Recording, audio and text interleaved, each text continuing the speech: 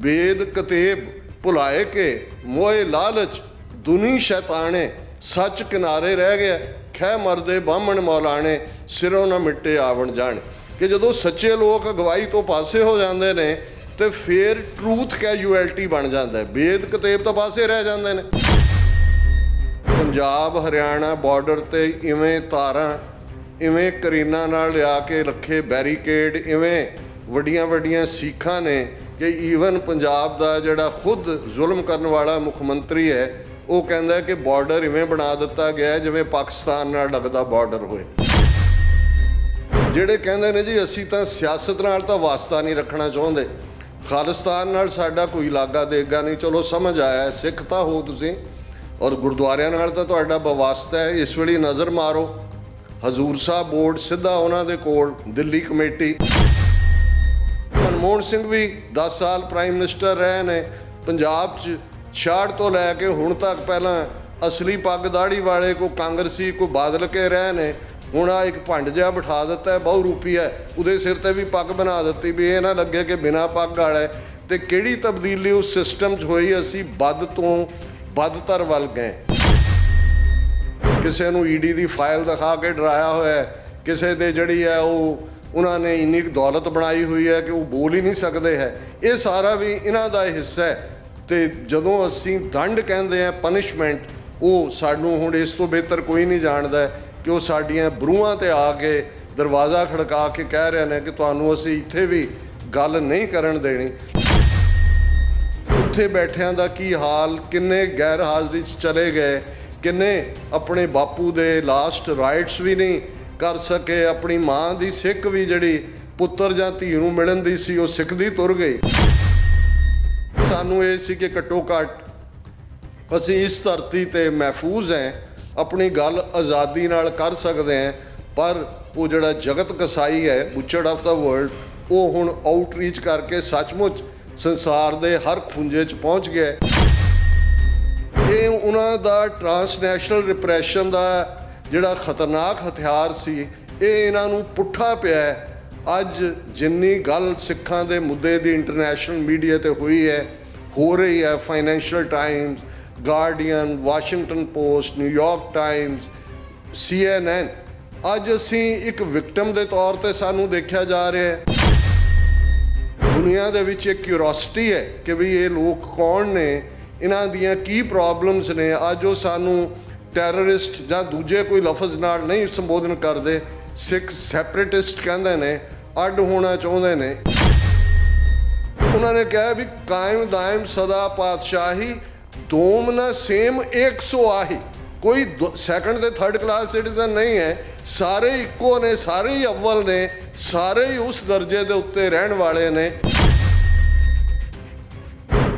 ਦਿਲੋਂ ਮੁਹੱਬਤ ਜਿਨ ਸਹੀ ਸੱਚਿਆ, ਜਿਨ ਮਨ ਹੋਰ ਮੁਖ ਹੋਰ ਸੇ ਕਾਂਡੇ ਕੱਚਿਆ, ਰੱਤੇ ਇਸ਼ਕ ਖੁਦਾਏ ਰੰਗ ਦੀਦਾਰ ਕੈ, ਵਿਸਰਿਆ ਜਿਨ ਨਾਮ ਸੇ ਭੋਏ ਭਾਰ ਥੀਏ, ਆਪ ਲੀਏ ਲੜ ਲਾਏ ਦਰ ਦਰਵੇਸ਼ ਸੇ, ਤਿਨਾ ਧਨ ਜਣੇਂਦੀ ਮਾਓ ਆਏ ਸਫਲ ਸੇ, ਪਰਵਰਦਗਾਰ ਅਪਾਰ ਅਗਮ ਬੇਅੰਤ ਤੂੰ, ਜਿਨਾ ਪਛਾਤਾ ਸੱਚ ਚੁੰਮਾ ਪੈਰ ਮੂੰਹ, ਤੇਰੀ ਪਨਾ ਖੁਦਾਏ ਤੂੰ ਬਖਸ਼ੰਦਗੀ, ਸ਼ੇਖ ਫਰੀਦਾ ਖੈਰ ਦੀਜੈ ਬੰਦਗੀ।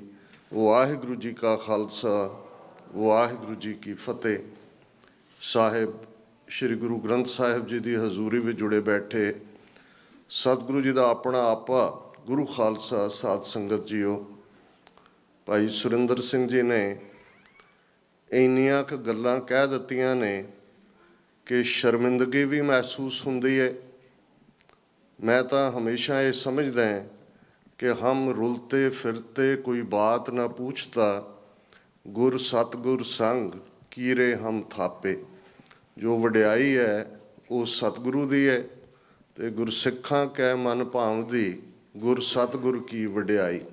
वड्याई गुरु दी चंगी लगदी है, अजे असीं पुगाई नहीं है पूरी।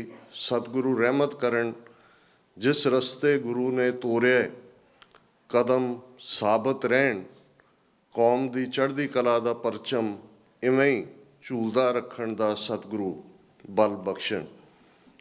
ਡੈਲਸ ਦੇ ਨਾਲ ਸੱਚਮੁੱਚ ਇਹ ਗੱਲ ਠੀਕ ਹੈ ਕਿ ਇੱਕ ਪਰਿਵਾਰ ਵਾਲੀ ਸਾਂਝ ਹੈ। 1992 ਦੇ ਵਿੱਚ ਇਹ ਉਹ ਦੌਰ ਸੀ ਜਦੋਂ ਪੰਜਾਬ ਦੇ ਵਿੱਚ ਬੁੱਚੜ ਬੇਅੰਤਾ, ਜਿਸ ਨੂੰ ਕੌਮ ਨੇ ਲਕਬ ਦਿੱਤਾ ਹੈ, ਤੇ ਇੱਕ ਹੋਰ ਬੁੱਚੜ KP ਗਿੱਲ, ਇਹਨਾਂ ਨੇ ਪੰਜਾਬ ਦੇ ਵਿੱਚ ਸਿੱਖ ਜਵਾਨੀ ਦਾ ਸਫਾਇਆ ਕਰਨ ਦਾ ਪੂਰਾ ਜਿਹੜਾ ਹੈ ਉਹ ਪ੍ਰੋਜੈਕਟ ਲਾਗੂ ਕੀਤਾ ਹੋਇਆ ਸੀ।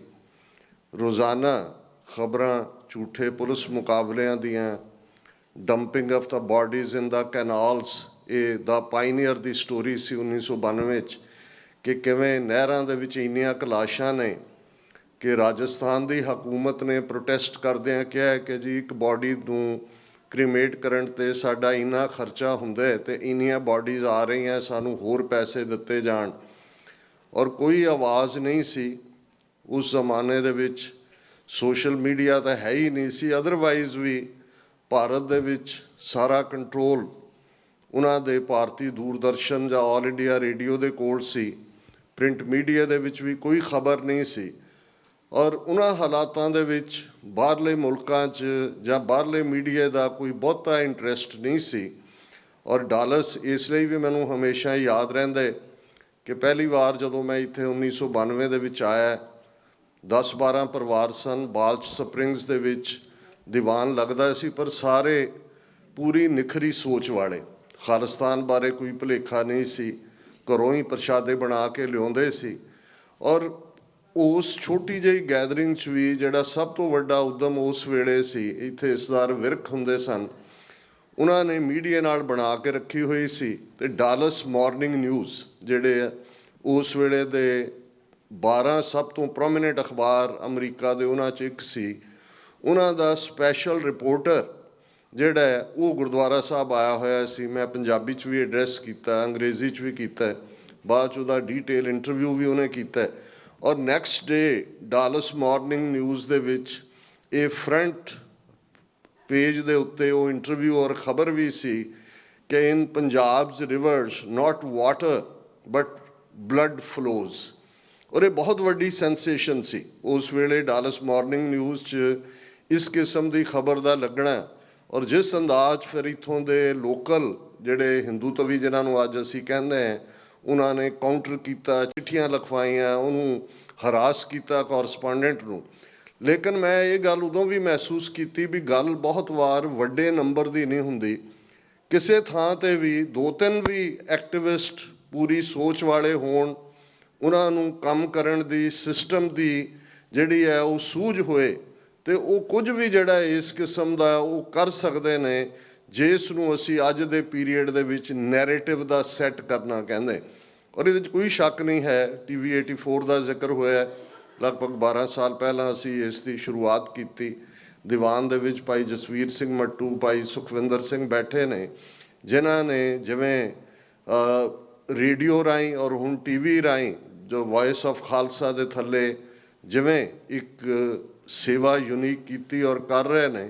ਇਹ ਅਸੀਂ ਸਾਰੇ ਉਸ ਦੌਰ 'ਚੋਂ ਹੀ ਨਿਕਲੇ ਹਾਂ ਜਿਨ੍ਹਾਂ ਨੂੰ ਇਹ ਮਹਿਸੂਸ ਕੀਤਾ ਕਿ ਅਲਟੀਮੇਟਲੀ ਜੰਗ ਦੇ ਮੈਦਾਨ 'ਚ ਨਹੀਂ ਲੜੀ ਜਾਂਦੀ, ਜੰਗ ਨੈਰੇਟਿਵ ਦੀ ਹੈ, ਅਤੇ ਨੈਰੇਟਿਵ ਮੀਡੀਆ ਦੇ ਵਿੱਚ ਸਿਰਜਿਆ ਜਾਂਦਾ। ਇੱਕ ਜ਼ਮਾਨੇ ਦੇ ਵਿੱਚ ਪ੍ਰਿੰਟ ਮੀਡੀਆ ਸੀ, ਫਿਰ ਇਲੈਕਟ੍ਰੋਨਿਕ ਮੀਡੀਆ ਦਾ ਪੀਰੀਅਡ ਆਇਆ, ਹੁਣ ਇਲੈਕਟ੍ਰੋਨਿਕ ਵੀ ਹੈ, ਡਿਜੀਟਲ ਵੀ ਹੈ ਔਰ ਪ੍ਰਿੰਟ ਵੀ ਹੈ, ਸਾਰਿਆਂ ਦੇ ਵਿੱਚ ਹੀ ਗੱਲ ਚੱਲ ਰਹੀ ਹੈ। ਲੇਕਿਨ ਜਿਹੜੀ ਜੇ ਅਸੀਂ ਇਹਨਾਂ 39 ਸਾਲਾਂ 'ਚ, ਖਾਸ ਤੌਰ 'ਤੇ ਮੈਂ ਜੂਨ 84 ਨੂੰ ਫਾਈਨਲ ਵਾਟਰਸ਼ੈਡ ਦੇ ਤੌਰ 'ਤੇ ਲਫ਼ਜ਼ ਇਸਤੇਮਾਲ ਕਰਦੇ, ਕਿਉਂਕਿ ਕੌਮਾਂ ਦੀ ਜ਼ਿੰਦਗੀ ਦੇ ਵਿੱਚ ਕੁਛ ਐਸੇ ਪੜਾਅ ਹੁੰਦੇ ਨੇ, ਮੁਕਾਮ ਹੁੰਦੇ ਨੇ ਜਿਹੜੇ ਚੇਂਜ ਆਫ ਹਿਸਟਰੀ ਕਰ ਦਿੰਦੇ ਨੇ। ਇੱਕ ਅੱਧਾ ਵਾਕਿਆ ਜਿਹੜਾ ਉਹ ਗੇਮ ਚੇਂਜਰ ਹੁੰਦਾ। ਔਰ ਇਸ 'ਚ ਕੋਈ ਸ਼ੱਕ ਨਹੀਂ ਕਿ ਅਸੀਂ 1849 ਜਦੋਂ ਸਾਡਾ ਰਾਜ ਜਾਂਦਾ, ਉਸ ਤੋਂ ਬਾਅਦ ਸਾਰੀ 19ਵੀਂ ਸਦੀ ਦੇ ਦੂਸਰੇ ਅੱਧ ਤੱਕ ਦੇਖਦੇ ਹਾਂ ਬਹੁਤ ਵੱਡਾ ਕਨਫਿਊਜ਼ਨ। ਔਰ ਕਿਸੇ ਵੀ ਕੌਮ ਦੇ ਲਈ ਜਾਂ ਕਿਸੇ ਕਬੀਲੇ ਲਈ ਜਾਂ ਕਿਸੇ ਨੇਸ਼ਨ ਲਈ ਜਿਹੜਾ ਉਸ ਦਾ ਜਵਾਲ ਹੁੰਦਾ ਜਾਂ ਪਤਨ ਹੁੰਦਾ ਜਾਂ ਉਹਦੀ ਡਾਊਨਗ੍ਰੇਡਿੰਗ ਹੁੰਦੀ ਹੈ, ਉਹ ਉਦੋਂ ਹੁੰਦੀ ਹੈ ਜਦੋਂ ਭੰਬਲ ਪੂਸਾ ਹੁੰਦਾ। ਕਨਫਿਊਜ਼ਨ ਦੇ ਲਈ ਜੇ ਠੀਕ ਠੇਠ ਪੰਜਾਬੀ ਲਫ਼ਜ਼ ਕਹਿਣਾ ਹੋਏ ਤੇ ਉਹ ਭੰਬਲ ਪੂਸੇ। ਤੇ ਭੰਬਲ ਪੂਸੇ ਦੇ ਵਿੱਚ ਦੁਸ਼ਮਣ ਤੁਹਾਨੂੰ ਤੁਹਾਡੀ ਤਾਕਤ ਦਾ ਅਹਿਸਾਸ ਵੀ ਨਹੀਂ ਹੋਣ ਦਿੰਦਾ। ਤੁਹਾਡੇ 'ਚ ਇੰਨੇ ਇਸ਼ੂ ਛੱਡ ਦਿੱਤੇ ਜਾਂਦੇ ਨੇ ਕਿ ਅਲਟੀਮੇਟਲੀ ਤੁਸੀਂ ਉਸ ਦੇ ਵਿੱਚ ਫਸੇ ਰਹਿੰਦੇ ਹੋ।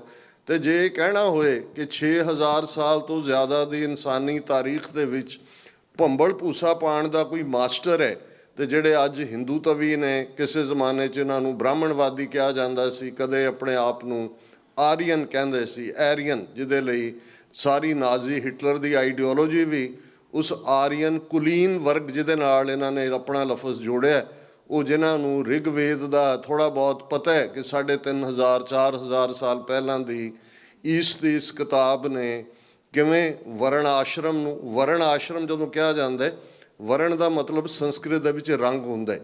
ਰੇਸਿਜ਼ਮ ਦਾ ਜੇ ਦੁਨੀਆ ਦੇ ਵਿੱਚ ਸਭ ਤੋਂ ਪੁਰਾਣਾ ਕੋਈ ਬਿਗਨਿੰਗ ਸਿਵਲਾਈਜੇਸ਼ਨ ਹੈ ਤੇ ਉਹ ਵਰਣ ਆਸ਼ਰਮ ਦੇ ਨਾਲ ਜੁੜਿਆ ਹੋਇਆ, ਰਿਗਵੇਦ ਨਾਲ ਜੁੜਿਆ ਹੋਇਆ ਪਾਰਟ ਹੈ। ਤੇ ਜੇ ਅੱਜ ਜਿਸ ਮੁਕਾਮ ਤੇ ਅਸੀਂ ਖੜੇ ਹਾਂ 2024 ਸੰਨ ਦੇ ਵਿੱਚ 1/5 of the whole population, Bharat ਦੀ ਅੱਜ ਆਬਾਦੀ 1 ਬਿਲੀਅਨ 500 ਮਿਲੀਅਨ ਦੇ ਨੇੜੇ ਤੇੜੇ ਹੈ ਤੇ ਦੁਨੀਆ ਦੀ ਕੁੱਲ ਆਬਾਦੀ ਲਗਭਗ 8 ਬਿਲੀਅਨ ਦੇ ਨੇੜੇ ਤੇੜੇ ਹੈ। ਤੇ ਅੱਜ ਵੀ ਲਗਭਗ 20% ਦੀ ਆਬਾਦੀ ਉਸ ਵਿਚਾਰਧਾਰਾ ਦੇ ਉਸ ਗੰਦੇ ਡਿਜ਼ਾਈਨ ਦਾ ਸ਼ਿਕਾਰ ਹੋ ਚੁੱਕੀ ਹੈ। ਕੋਈ ਦਿਨ ਐਸਾ ਨਹੀਂ ਹੈ ਜਦੋਂ ਉੱਥੋਂ ਨਿਕਲਣ ਵਾਲੀ ਕੋਈ ਖਬਰ ਤੁਹਾਨੂੰ ਇਹ ਯਾਦ ਦਹਾਨੀ ਨਾ ਕਰਵਾ ਰਹੀ ਹੋਏ ਕਿ ਇਹ ਤਾਂ ਉਹੀ ਦੌਰ ਹੈ ਜੋ 1930ਵਿਆਂ 'ਚ ਨਾਜ਼ੀਆਂ ਦੇ ਰਾਜ ਦਾ ਸੀ, ਜਾਂ ਇਟਲੀ ਦੇ ਵਿੱਚ ਮੁਸੋਲਿਨੀ, ਜਿਸ ਤੋਂ ਫਾਸ਼ਿਜ਼ਮ ਜਾਂ ਫਾਸ਼ਿਸਟ ਲਫ਼ਜ਼ ਆਇਆ, ਇਹ ਉਹਨਾਂ ਦੇ ਦੌਰ ਦਾ ਸੀ। ਔਰ ਇਹ ਕੰਬੀਨੇਸ਼ਨ ਜਿਸ ਦੇ ਨਾਲ ਬੇਸ਼ੱਕ ਸਾਡੀ ਲੜਾਈ ਕੋਈ ਅੱਜ ਦੀ ਨਹੀਂ ਹੈ, ਇਹ ਗੱਲ ਮੈਂ ਸਿਧਾਂਤਕ ਤੌਰ 'ਤੇ ਜਦੋਂ ਇਹ ਕਹੇ ਕਿ ਇੱਕ ਪਾਸੇ ਭੰਬਲ ਪੂਸਾ ਹੁੰਦਾ, ਇੱਕ ਪਾਸੇ ਕਲੈਰਿਟੀ ਹੁੰਦੀ ਹੈ, ਉਹਦਾ ਜਵਾਬ ਕਲੈਰਿਟੀ ਹੁੰਦਾ। ਭੰਬਲ ਪੂਸੇ ਦੇ ਨਾਲ ਇਸ ਥਾਟ ਪ੍ਰੋਸੈਸ ਨੇ ਉਸ ਧਰਤੀ ਦੇ ਉੱਤੇ ਵਰਣ ਆਸ਼ਰਮ ਦੇ ਨਾਂ ਥੱਲੇ ਇੱਕ ਉਹ ਸਿਸਟਮ ਸਿਰਜਿਆ ਜਿਹਦੇ 'ਚ ਫਿਰ ਇੰਨਾ ਕੁਛ ਵੀਵ ਇਨ ਕਰ ਦਿੱਤਾ ਹੈ ਕਿ ਬਹੁਤ ਵਾਰ ਤੁਸੀਂ ਉਸ ਸਾਰੇ 'ਚੋਂ ਨਿਕਲਦਿਆਂ ਅੱਗੋਂ ਹੋਰ ਕਨਫਿਊਜ਼ ਹੁੰਦੇ ਹੋ, ਤੁਹਾਨੂੰ ਸਮਝ ਹੀ ਨਹੀਂ ਆਉਂਦੀ ਕਿ ਸੱਚ ਕੀ ਹੈ ਤੇ ਕੱਚ ਕੀ ਹੈ। ਇਹੀ ਬ੍ਰਾਹਮਣਵਾਦ ਦੀ ਖੂਬਸੂਰਤੀ ਹੈ। ਇੰਨੇ ਬਿਰਤਾਂਤ ਸਿਰਜ ਦਿਓ, ਇੰਨੇ ਥਾਟ ਛੱਡ ਦਿਓ ਤੇ ਅਲਟੀਮੇਟਲੀ ਉਹਨਾਂ ਸਭ ਨੂੰ ਭਿੜਾ ਕੇ ਫਿਰ ਤੁਸੀਂ ਆ ਕੇ ਕੰਟਰੋਲ ਕਰਕੇ ਕਹੋ ਕਿ ਸਤਿਅਮੇਵ ਜਯਤੇ। ਸੱਚ ਕੀ ਹੈ ਇਹ ਰੱਬ ਡਿਫਾਈਨ ਨਹੀਂ ਕਰੇਗਾ, ਸੱਚ ਕੀ ਹੈ ਇਹ ਕੋਈ ਰੂਹਾਨੀ ਸ਼ਖਸੀਅਤ ਡਿਫਾਈਨ ਨਹੀਂ ਕਰੇਗੀ, ਭੰਬਲ ਪੂਸਾ ਪਾਉਣ ਵਾਲੇ ਡਿਫਾਈਨ ਕਰਨਗੇ ਸਤਿਅਮੇਵ ਜਯਤੇ। ਪਰ ਹਕੀਕਤ ਦੇ ਵਿੱਚ ਵਾਪਰ ਰਿਹਾ ਹੋਏ ਕਿ ਕੂੜ ਫਿਰੇ ਪ੍ਰਧਾਨ ਵੇ ਲਾ ਲਓ, ਕਿ ਅਲਟੀਮੇਟਲੀ ਫਾਲਸਹੁੱਡ ਨੇ ਟੇਕ ਓਵਰ ਕੀਤਾ ਹੋਇਆ। ਔਰ ਇਸ ਗੱਲ ਦਾ ਜਦੋਂ ਅਸੀਂ ਬ੍ਰਾਹਮਣਵਾਦ ਜਾਂ ਹਿੰਦੂਤਵਾ ਦੀ ਆਈਡੀਓਲੋਜੀ ਦੀ ਗੱਲ ਕਰਦੇ ਤੇ ਜਿਵੇਂ ਗੁਰੂ ਨਾਨਕ ਸਾਹਿਬ ਨੇ ਇਸ ਨੂੰ ਬਿਆਨਿਆ, ਇਸ ਨੂੰ ਸਪਸ਼ਟ ਕੀਤਾ ਕੁੱਲ ਇਨਸਾਨੀਅਤ ਦੇ ਲਈ। ਔਰ ਉਸ ਦੌਰ ਦੇ ਵਿੱਚ ਗੁਰੂ ਨਾਨਕ ਸਾਹਿਬ ਦੀ ਬਾਣੀ ਦਾ ਇੱਕ ਫਰਮਾਨ ਅਸੀਂ ਪੜ੍ਹਦੇ ਹਾਂ ਕਿ ਜਦੋਂ ਅਸੀਂ 3 ਵਿਚਾਰਧਾਰਾਵਾਂ ਜਿਹੜੀਆਂ ਉਸ ਖਿੱਤੇ ਦੇ ਵਿੱਚ ਉਸ ਵੇਲੇ ਲੋਕਾਂ ਨੂੰ ਜਿਨ੍ਹਾਂ ਨੇ ਜਕੜਿਆ ਹੋਇਆ ਸੀ, ਬ੍ਰਾਹਮਣ ਦੀ ਵਿਚਾਰਧਾਰਾ ਸੀ, ਇਸਲਾਮ ਦਾ ਜੱਜ ਬਣ ਕੇ, ਜੂਰਿਸਪ੍ਰੂਡੈਂਸ ਦਾ ਇੰਚਾਰਜ ਬਣ ਕੇ ਕਾਜ਼ੀ ਬੈਠਾ ਸੀ, ਤੇ ਇਹਨਾਂ ਦੋਨਾਂ ਦੇ ਮਿਸ਼ਰਣ ਨਾਲ ਜਦੋਂ ਬੁੱਧ ਧਰਮ ਦਾ ਖਾਤਮਾ ਹੁੰਦਾ ਹੈ ਤੇ ਇੱਕ ਜੋਗ ਮਤ ਨਾਂ ਦਾ ਗੋਰਖ ਮਛੰਦਰ ਨਾਥ ਦਾ ਮਤ ਜੋਗ ਮਤ ਨਿਕਲਦਾ ਹੈ। ਤੇ ਫਿਰ ਅਸੀਂ ਦੇਖਦੇ ਹਾਂ ਕਿ ਇਹਨਾਂ ਤਿੰਨਾਂ ਦੇ ਵਿੱਚ ਲੋਕ ਕਿਵੇਂ ਭਰਮੇ ਹੋਏ ਨੇ, ਕਿਵੇਂ ਕਨਫਿਊਜ਼ ਨੇ। ਤੇ ਕਿ ਗੁਰੂ ਨਾਨਕ ਸਾਹਿਬ ਨੇ ਯਾਦ ਦਹਾਨੀ ਕਰਵਾਈ ਕਿ ਕਾਦੀ ਕੂੜ ਬੋਲ ਮਲ ਖਾਵੇ, ਬ੍ਰਾਹਮਣ ਨਾਵੇ ਜੀ, ਕਾਦੀ ਕੂੜ ਬੋਲ ਮਲ ਖਾਏ, ਬ੍ਰਾਹਮਣ ਨਾਵੇ ਜੀਆਂ ਘਾਏ, ਜੋਗੀ ਜੁਗਤ ਨਾ ਜਾਣੈ ਅੰਧ, ਤੀਨੇ ਉਜਾੜੇ ਕਾ ਬੰਦ। ਕਿ ਇੱਕ ਪਾਸੇ ਉਹ ਥਾਟ ਹੈ ਕਾਦੀ, ਅਰਬੀ ਦੇ ਵਿੱਚ ਕਾਜ਼ੀ ਨੂੰ ਕਾਦੀ ਕਹਿੰਦੇ ਨੇ, ਕਿ ਉਹ ਕੂੜ ਝੂਠ ਦੇ ਉੱਤੇ ਮਬਨੀ ਉਸ ਦਾ ਜੂਰਿਸਪ੍ਰੂਡੈਂਸ ਬਣ ਗਿਆ। ਕਾਜ਼ੀ ਹੋਏ ਰਿਸ਼ਵਤੀ, ਵੱਡੀ ਲੈ ਕੇ ਹੱਕ ਗਵਾਈ। ਅਦਲ ਜਸਟਿਸ, ਕਿਸੇ ਵੀ ਸਿਸਟਮ ਦਾ ਕਰਕਸ ਜਸਟਿਸ ਹੁੰਦਾ। ਮਹਾਰਾਜਾ ਰਣਜੀਤ ਸਿੰਘ ਦੇ ਰਾਜ ਦੇ ਵਿੱਚ ਜਾਂ ਉਹਨਾਂ ਦੀ ਪਰਸਨੈਲਿਟੀ 'ਚ ਕੀੜੇ ਕੱਢਣ ਵਾਲੇ ਵੀ ਬਹੁਤ ਨੇ, ਲੇਕਿਨ ਇੱਕ ਗੱਲ ਦੇ ਉੱਤੇ ਆ ਕੇ ਸਾਰੇ ਵਿਰੋਧੀ ਵੀ ਮੁਤਫਿਕ ਹੋ ਜਾਂਦੇ ਨੇ ਕਿ ਰਾਜ ਦੀ ਕਰਕਸ ਵੈਲਿਊ ਜਿਹੜੀ ਹੈ ਉਹ ਅਦਲ ਦੇ ਉੱਤੇ ਸੀ, ਜਸਟਿਸ ਦੇ ਉੱਤੇ ਸੀ, ਨਿਆਂ ਦੇ ਉੱਤੇ ਸੀ। ਕਿਸੇ ਵੀ ਸਿਸਟਮ ਨੂੰ ਜਦੋਂ ਅਸੀਂ ਸੇਫਟੀ, ਸਿਕਿਉਰਿਟੀ, ਜਸਟਿਸ ਦੀ ਗੱਲ ਕਰਦੇ ਹਾਂ, ਇਹ ਸਫਲ ਸਟੇਟ ਦੇ ਲੱਛਣ ਹੁੰਦੇ ਨੇ ਕਿ ਤੁਸੀਂ ਅਨਡਿਊ ਐਕਸਪਲੋਇਟੇਸ਼ਨ ਨਹੀਂ ਕਰਦੇ। ਔਰ ਅੱਜ ਜਦੋਂ ਅਸੀਂ 11 ਫਰਵਰੀ ਦੀ ਗੱਲ ਕਰ ਰਹੇ ਹਾਂ, ਕੁਛ ਕੈਲੰਡਰਸ ਦੇ ਮੁਤਾਬਕ ਭਗਤ ਰਵਿਦਾਸ ਜੀ ਦਾ ਜਿਹੜਾ ਉਹ ਪ੍ਰਕਾਸ਼ ਦਿਵਸ ਵੀ ਹੈ। ਸੰਤ ਜਰਨੈਲ ਸਿੰਘ ਜੀ ਖਾਲਸਾ ਪਿੰਡਾਂ ਵਾਲਿਆਂ ਦਾ ਜਨਮ ਦਿਨ 12 ਫਰਵਰੀ ਨੂੰ ਮਨਾਉਣ ਦੀ ਪਿਰਤ ਸਰ ਸਿਮਰਨਜੀਤ ਸਿੰਘ ਮਾਨ ਨੇ ਫਤਿਹਗੜ੍ਹ ਸਾਹਿਬ ਵਿਖੇ ਸ਼ੁਰੂ ਕੀਤੀ, ਜਿਹੜਾ ਕੱਲ੍ਹ ਉੱਥੇ ਹੋਏਗਾ ਸੈਲੀਬ੍ਰੇਟ। ਹਾਲਾਂ ਉਹਨਾਂ ਦਾ ਜਨਮ ਦਿਨ ਜੂਨ ਦੇ ਪਹਿਲੇ ਹਫਤੇ 'ਚ ਹੈ, ਪਰ ਇੱਕ ਡੇਟ ਸੈਲੀਬ੍ਰੇਸ਼ਨ ਦੀ ਰੱਖੀ, ਉਹਨੂੰ ਉਹ ਰਿਪੀਟ ਕਰਦੇ ਨੇ। ਔਰ ਬਹੁਤ ਵਾਰ ਔਰ ਭਗਤ ਰਵਿਦਾਸ ਜੀ ਗੁਰੂ ਨਾਨਕ ਸਾਹਿਬ ਦੇ ਕੁਛ ਜਿਹੜੇ ਵੇਰਵੇ ਨੇ ਸਮਕਾਲੀ ਵੀ ਕਹਿੰਦੇ ਨੇ, ਪਰ ਥੋੜ੍ਹਾ ਬਹੁਤ ਕਬੀਰ ਸਾਹਿਬ ਔਰ ਰਵਿਦਾਸ ਜੀ ਦਾ ਥੋੜ੍ਹਾ ਜਿਹਾ ਪਹਿਲੇ ਦਾ ਪੀਰੀਅਡ ਹੈ। ਬਾਬਾ ਫਰੀਦ ਤੇ ਲਗਭਗ ਪੌਣੇ 300 ਸਾਲ ਪਹਿਲਾਂ ਗੁਰੂ ਨਾਨਕ ਸਾਹਿਬ ਤੋਂ ਹੋਏ ਨੇ। ਹੁਣ ਭਗਤ ਰਵਿਦਾਸ ਜੀ ਜਦੋਂ ਆਈਡੀਅਲ ਸੁਸਾਇਟੀ ਦੀ ਗੱਲ ਕਰਦੇ ਨੇ, ਔਰ ਇਹ ਅੱਜ ਆਉਂਦੇ ਆ, ਜਦੋਂ ਮੈਂ ਗੁਰਵਿੰਦਰ ਸਿੰਘ ਹੋਰਾਂ ਨੂੰ ਪੁੱਛ ਰਿਹਾ ਸੀ ਵੀ ਐਸੇ ਕਿਹੜੇ ਨੁਕਤੇ ਨੇ ਜਿਨ੍ਹਾਂ ਦੇ ਉੱਤੇ ਨੌਜਵਾਨ ਸਾਡੇ ਜਿਹੜੇ ਨੇ ਉਹ ਰਹਿਨੁਮਾਈ ਚਾਹੁੰਦੇ ਨੇ ਜਾਂ ਉਹਨਾਂ ਨੂੰ ਕੋਈ ਗੱਲ ਕੀਤੀ ਜਾਏ ਉਹਨਾਂ ਦੇ ਲਈ, ਤੇ ਉਹਨਾਂ ਨੇ 2-3 ਗੱਲਾਂ ਕਹੀਆਂ ਜਿਹੜੀਆਂ ਮੈਂ ਆਪਣੀ ਇਸ ਪ੍ਰੈਜੈਂਟੇਸ਼ਨ ਦੇ ਵਿੱਚ ਇਨਕੋਰਪੋਰੇਟ ਕਰਾਂਗਾ। ਪਰ ਬਹੁਤ ਵਾਰ ਇੱਕ ਰੂਹਾਨੀਅਤ ਦਾ ਰਸਤਾ ਜਦੋਂ ਤੁਸੀਂ ਤੁਰਦੇ ਹੋ, ਜਿਹੜੀ ਗੱਲ ਉਹਨਾਂ ਨੇ ਵੀ ਕਹੀ ਕਿ ਜਿਹੜੇ ਬਹੁਤ ਸਾਰੇ ਬੰਦਗੀ ਵੱਲ ਆਉਂਦੇ ਨੇ, ਸਿਮਰਨ ਵੱਲ ਆਉਂਦੇ ਨੇ, ਸਾਡੀਆਂ ਵੀ ਉਹ ਸੰਸਥਾਵਾਂ ਨੇ, ਉਹ ਪੋਲੀਟੀਕਲ ਐਕਟਿਵਿਜ਼ਮ ਤੋਂ ਭਗੌੜੇ ਹੋ ਜਾਂਦੇ ਨੇ, ਉਸ ਪਾਸਿਓਂ ਨਹੀਂ ਜਾਂਦੇ।